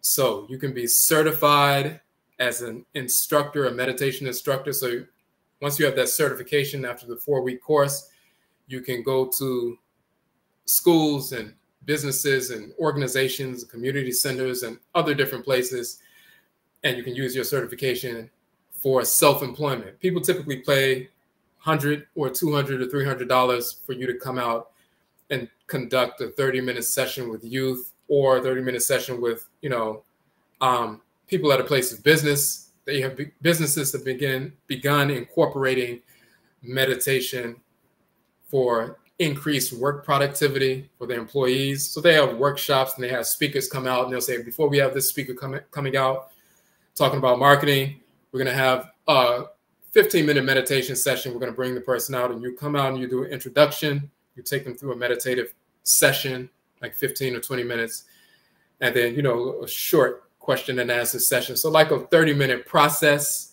And they typically pay $100, $200, $300 for that process. For a business or a school, elementary schools have begun incorporating that with young children as well as older, because they notice they do 5 or 10 minutes of meditation right after the first bell at 9 o'clock at the beginning of the day. The children are more focused for the rest of the morning. And then they do it again after lunch when they come in before they start class again, and refocus them so their behavior is better, their focus is better, and so forth. So many schools are incorporating that. They have people come out and do that. Daycare centers, after school programs, as well as colleges, high schools, elementary schools.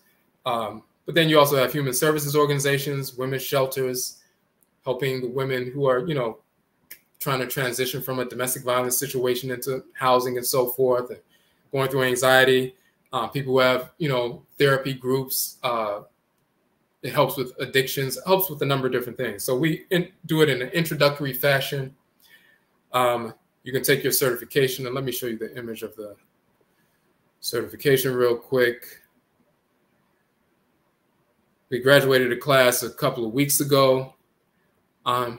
So they have their certifications. Hold on 1 second, let me pull this up. We recently did a YouTube live on this, so you can see that. In fact, the most recent one we did a few days ago. That is up on the channel now. But that's the sample certification. So your name will be here, of course. That's the sample.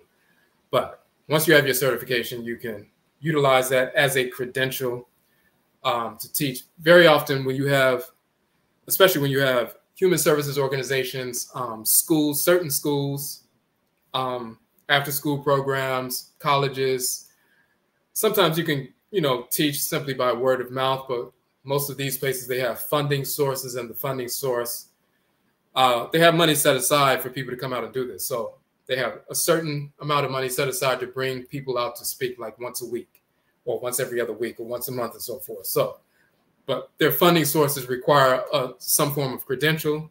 So if you say, yes, I'm certified to teach meditation, they're like, okay, you got the credential. They see your certificate, then, they can cut the check for you. So, and that's the reason that we put it forward. We've taught this for over 20 years. We first published on Susu, on meditation, from an Afuraitkaitnit cultural grounded perspective, original perspective, with the Patas Asatim book that we published 20 years ago. We were teaching it first, and then we put the book out 19 years ago. That includes one of the segments, one of the modules includes Susu meditation, the Asediye module, as a matter of fact. So we were teaching it in that context, but we didn't start certifying people until this year. And the reason we did that is, number one, because people were asking about it. Number two is because people were being forced to go to these Hindu organizations or other, white New Age organizations. They charge them thousands of dollars very often for a certification. And then they have to pay them a large amount of money for a certification just so they'll get some accurate information and a lot of misinformation, but they need that, certification, that credential in order to, employ themselves to become entrepreneurs. So they're forced to go outside of our culture to get something that actually came from our culture. Susu began with us. So that's why we started doing the certification. We've been teaching it for 20 years, but as far as certifying people, we started doing that this year. So, but the next certification course begins August 5th, which is a Monday night. So if you want to get in on that course, you can register. We have a split payment option. If you would like to do it that way, you can pay 50% down to secure your spot, and then the other 50% in a couple of weeks. That's all on the website, the Susu page on the website. And I'll put the link in the chat room for that.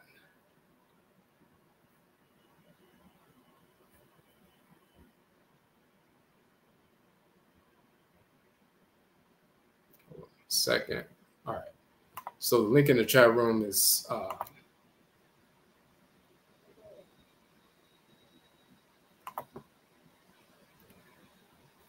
this is the link right here.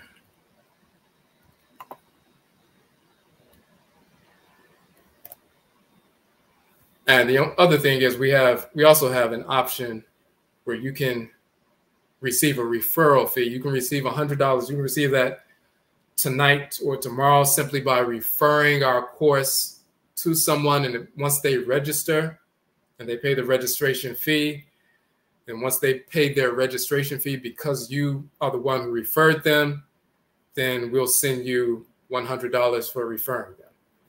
If you send 2 people, we'll send $200. If you send 5 people, we'll send you $500.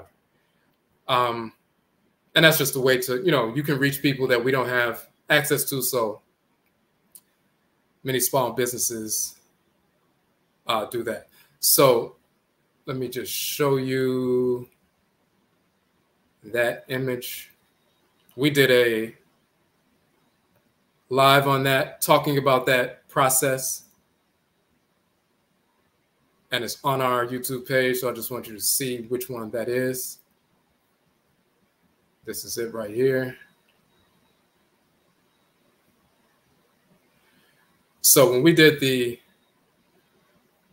Heteru Hosso or Nehesi live, we did that like maybe a week and a half ago. You'll see it on the YouTube page. This is the flyer for that. But that's what we were talking about. So even if you're not ready to take the course yourself now, you can still get the referral fee. So you refer someone to the course. Once they register and pay the fee, then we will PayPal you or Venmo or Zelle you the $100 referral fee. The only stipulation is we only teach our course to our people, Afuraitkaitnit people, African Black people, exclusively. So we're not teaching any non-Black people Susu. So that's the only stipulation. All right. Okay, so any questions on any of that information before we log out? Have any questions in the chat room?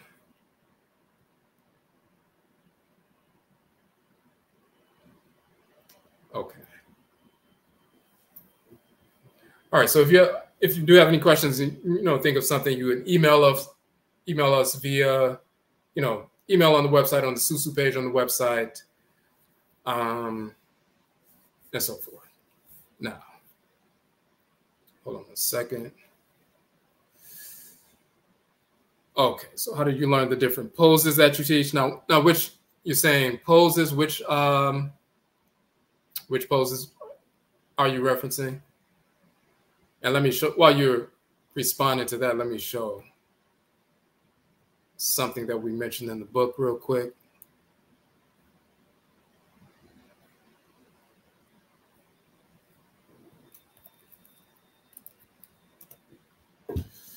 This is, okay, so in the Ankh book,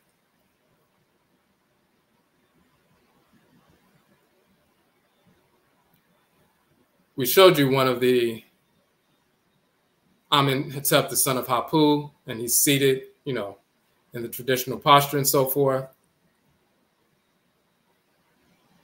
But you also see the different divinities seated in this particular posture. And this is the traditional common meditative posture. You see all these deities here on the papyrus seated in that fashion with the knees up. You see the scribe Neb-Meru-Tef, the sacred animal totem of Tahuti, the Anan, or the sacred, you know, baboon, the sacred animal totem, which is a spirit. So he's sitting, communicating with the spirit and so forth. That spirit communication, you see his legs crossed in this context. But he's sitting in the process of susu, meditation, and he's communicating with the spirit. This is where these traditional postures come from. Then you see the traditional posture. You see all of the divinities at some point seated in this posture, the same sacred posture of the sacred Anan, so-called baboon, and so forth. You see the divinity Ma'at seated in this posture. You see Sin and Mut seated in this posture and so forth. One of the reasons that sacred Achinebwa, or Anan, the baboon, is a sacred animal totem of the Nsamanfo, the Nanonoma Nsamanfo, the spiritually cultivated ancestresses and ancestors of our people and so forth. So you'll see that our postures come from the sacred animal totems, the sacred Achinebwa, whether you see the seated posture, which is the typical posture across the board. Sometimes you'll see the standing posture, like on one leg and so forth, and you'll see the habui bird, or the so-called crane or ibis, standing in that portion, in that capacity, in that fashion. So the original postures in that context come from the Achinebwa, the sacred animal totems.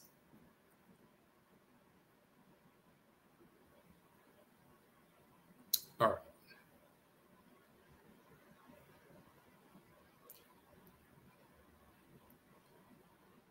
So, and once again, we show the, you know,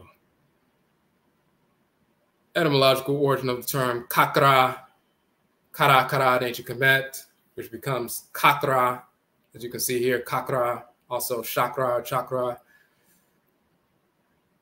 But the root is kara, which means shrine or sanctuary of a divinity. This is one of those kara shrines, and a kara is a shrine or a sanctuary. And of course, in the body, those shrines are found in the 7 kasu, or the 7 magical knots. And those 7 magical knots found in the rituals of Kemet are these 7 knots, the nerve ganglia that are the physical seats of the 7 kakra centers and so forth. So we go into all of that in the book.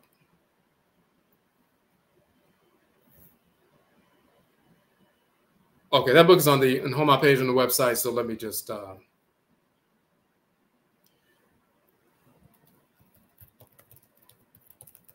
this is the NKWAMUA page on the website. And when you go to the NKWAMUA page, and I'll just go back to that for everybody. The link is in the chat room, but the NKWAMUA page, and as you see this, even if you Google Ojidafo, which is my title, and NKWAMUA, you'll see that page pop up at the top on Google, NKWAMUA, which means book in the Akan language. And when you scroll down, you'll see that we have the covers of all 31 of the books I published to date. And as you scroll through, you'll see So here you'll see, here's the Ankh book. When you click on that one, it takes you to the page for the book. When you scroll down further, you click on the cover and it'll take you directly to the book. Some of the other ones, they will either take you to the page for the book and then you can get the book from that page, or as soon as you click on the book itself, it'll immediately take you, it'll immediately open up the book. So it's the NKWAMUA page on the website.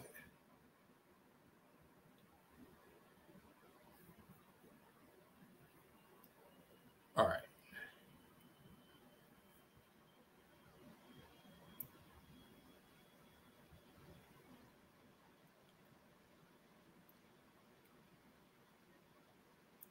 Okay, second.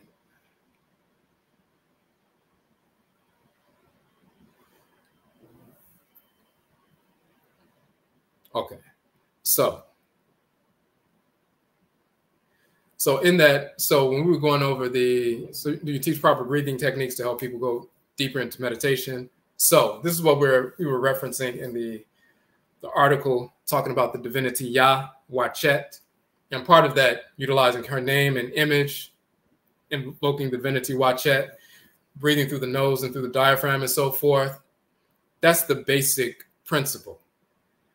It's not, in reality, it's really not more elaborate than that. When people are teaching Hinduism and Buddhism and Jainism and Taoism and so forth, that's an empty practice. Susu, or meditation, has always been about us aligning with and communing with the divinity that governs our head, our matriclan divinity, which is a female divinity, the patriclan divinity, which is a male divinity, and the divinity that governs our head, as well as our spiritually cultivated class of ancestresses and ancestors of our specific clans. So the deities that govern us, head, matriclan, and patriclan, as well as our clan ancestresses and ancestors who are that class, who are, slated to assist us in our development. The whites and offspring can't communicate with any divinities, so they're just sitting there breathing and doing physical, movements and so forth that they imitated from our people, but they don't have the capacity to communicate with the Orisha, the Abosom, Vodou, and so forth. They don't have any spiritually cultivated ancestresses and ancestors. They don't have a class of ancestral spirits like that. So their practice is empty. So they start trying to engage in different kinds of elaborate movements and so forth and breathing techniques. But it doesn't matter what the breathing technique is. If you can't communicate with the divinity because you don't have a divinity that governs your head, like the whites and offspring, then it doesn't matter what technique you're engaged in. That's like if you have a cell phone, if you have a connection, you can talk to somebody. If the connection is made, you can talk to somebody.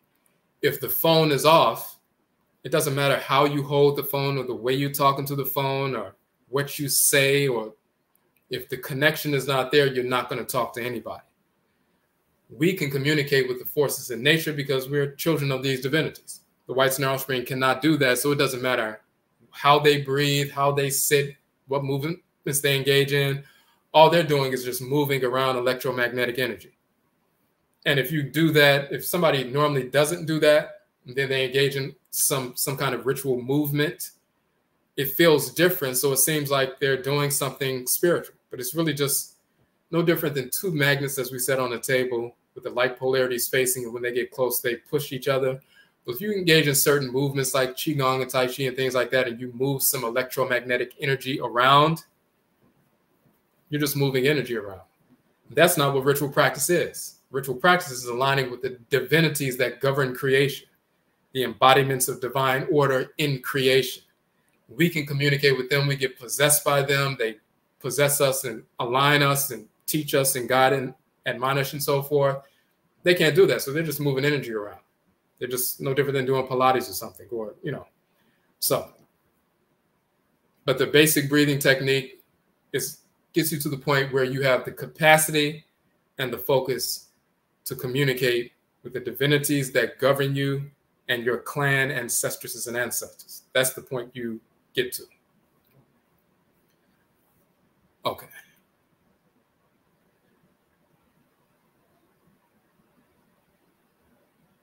yes, but those basic movements and so forth, ultimately you'll see that they come from sacred animals. And then when you see ritual dance and we talk about this in our Uben Shane course, but when you see ritual dance in Afuraitkaitnit culture, whether it's on the continent or in the hoodoo tradition in North America and so forth, and you see people moving in the form of certain animals and so forth, or they get possessed by a divinity and their body moves in the form of a snake or a lion or whatever it is.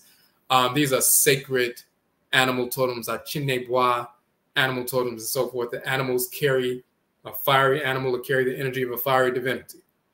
A watery animal will carry the energy of a river divinity and so forth. So, and we are the human totems for the forces in nature. So some of us are children of fiery divinities and we have a fiery personality and energetic output. Some people who are cool and receptive and are children of river divinities and we have that kind of cool energy. And some people are children of earth divinities and so forth. So we're the human totems. There are animal totems for these forces in creation. There are plant totems for these forces in creation. There are mineral totems for these forces in creation. But when you talk about these sacred movements, the movements only come from the animal realm and human realm. And, you know, many of these sacred movements track back to the animal totems that are expressions of these divinities. Okay. All right, so we are at 2 hours already. So we're going to go ahead and end it here. Yet I say we thank everybody for tuning in once again. But once again, if you would like to join the new certification course, we start August 5th, so we have a few spots still available for that. If you would like to do the referral fee aspect, all you have to do is, well, number one, refer the course. But then you have to let us know who it is that you referred. They can let us know, or you need to let us know, this is the person that came through me. And once we know who's who, then we can forward the funds to you. Okay. Okay, so once again, yet I say we thank everybody for joining in with us. And Yebeshia Bio, we will meet again.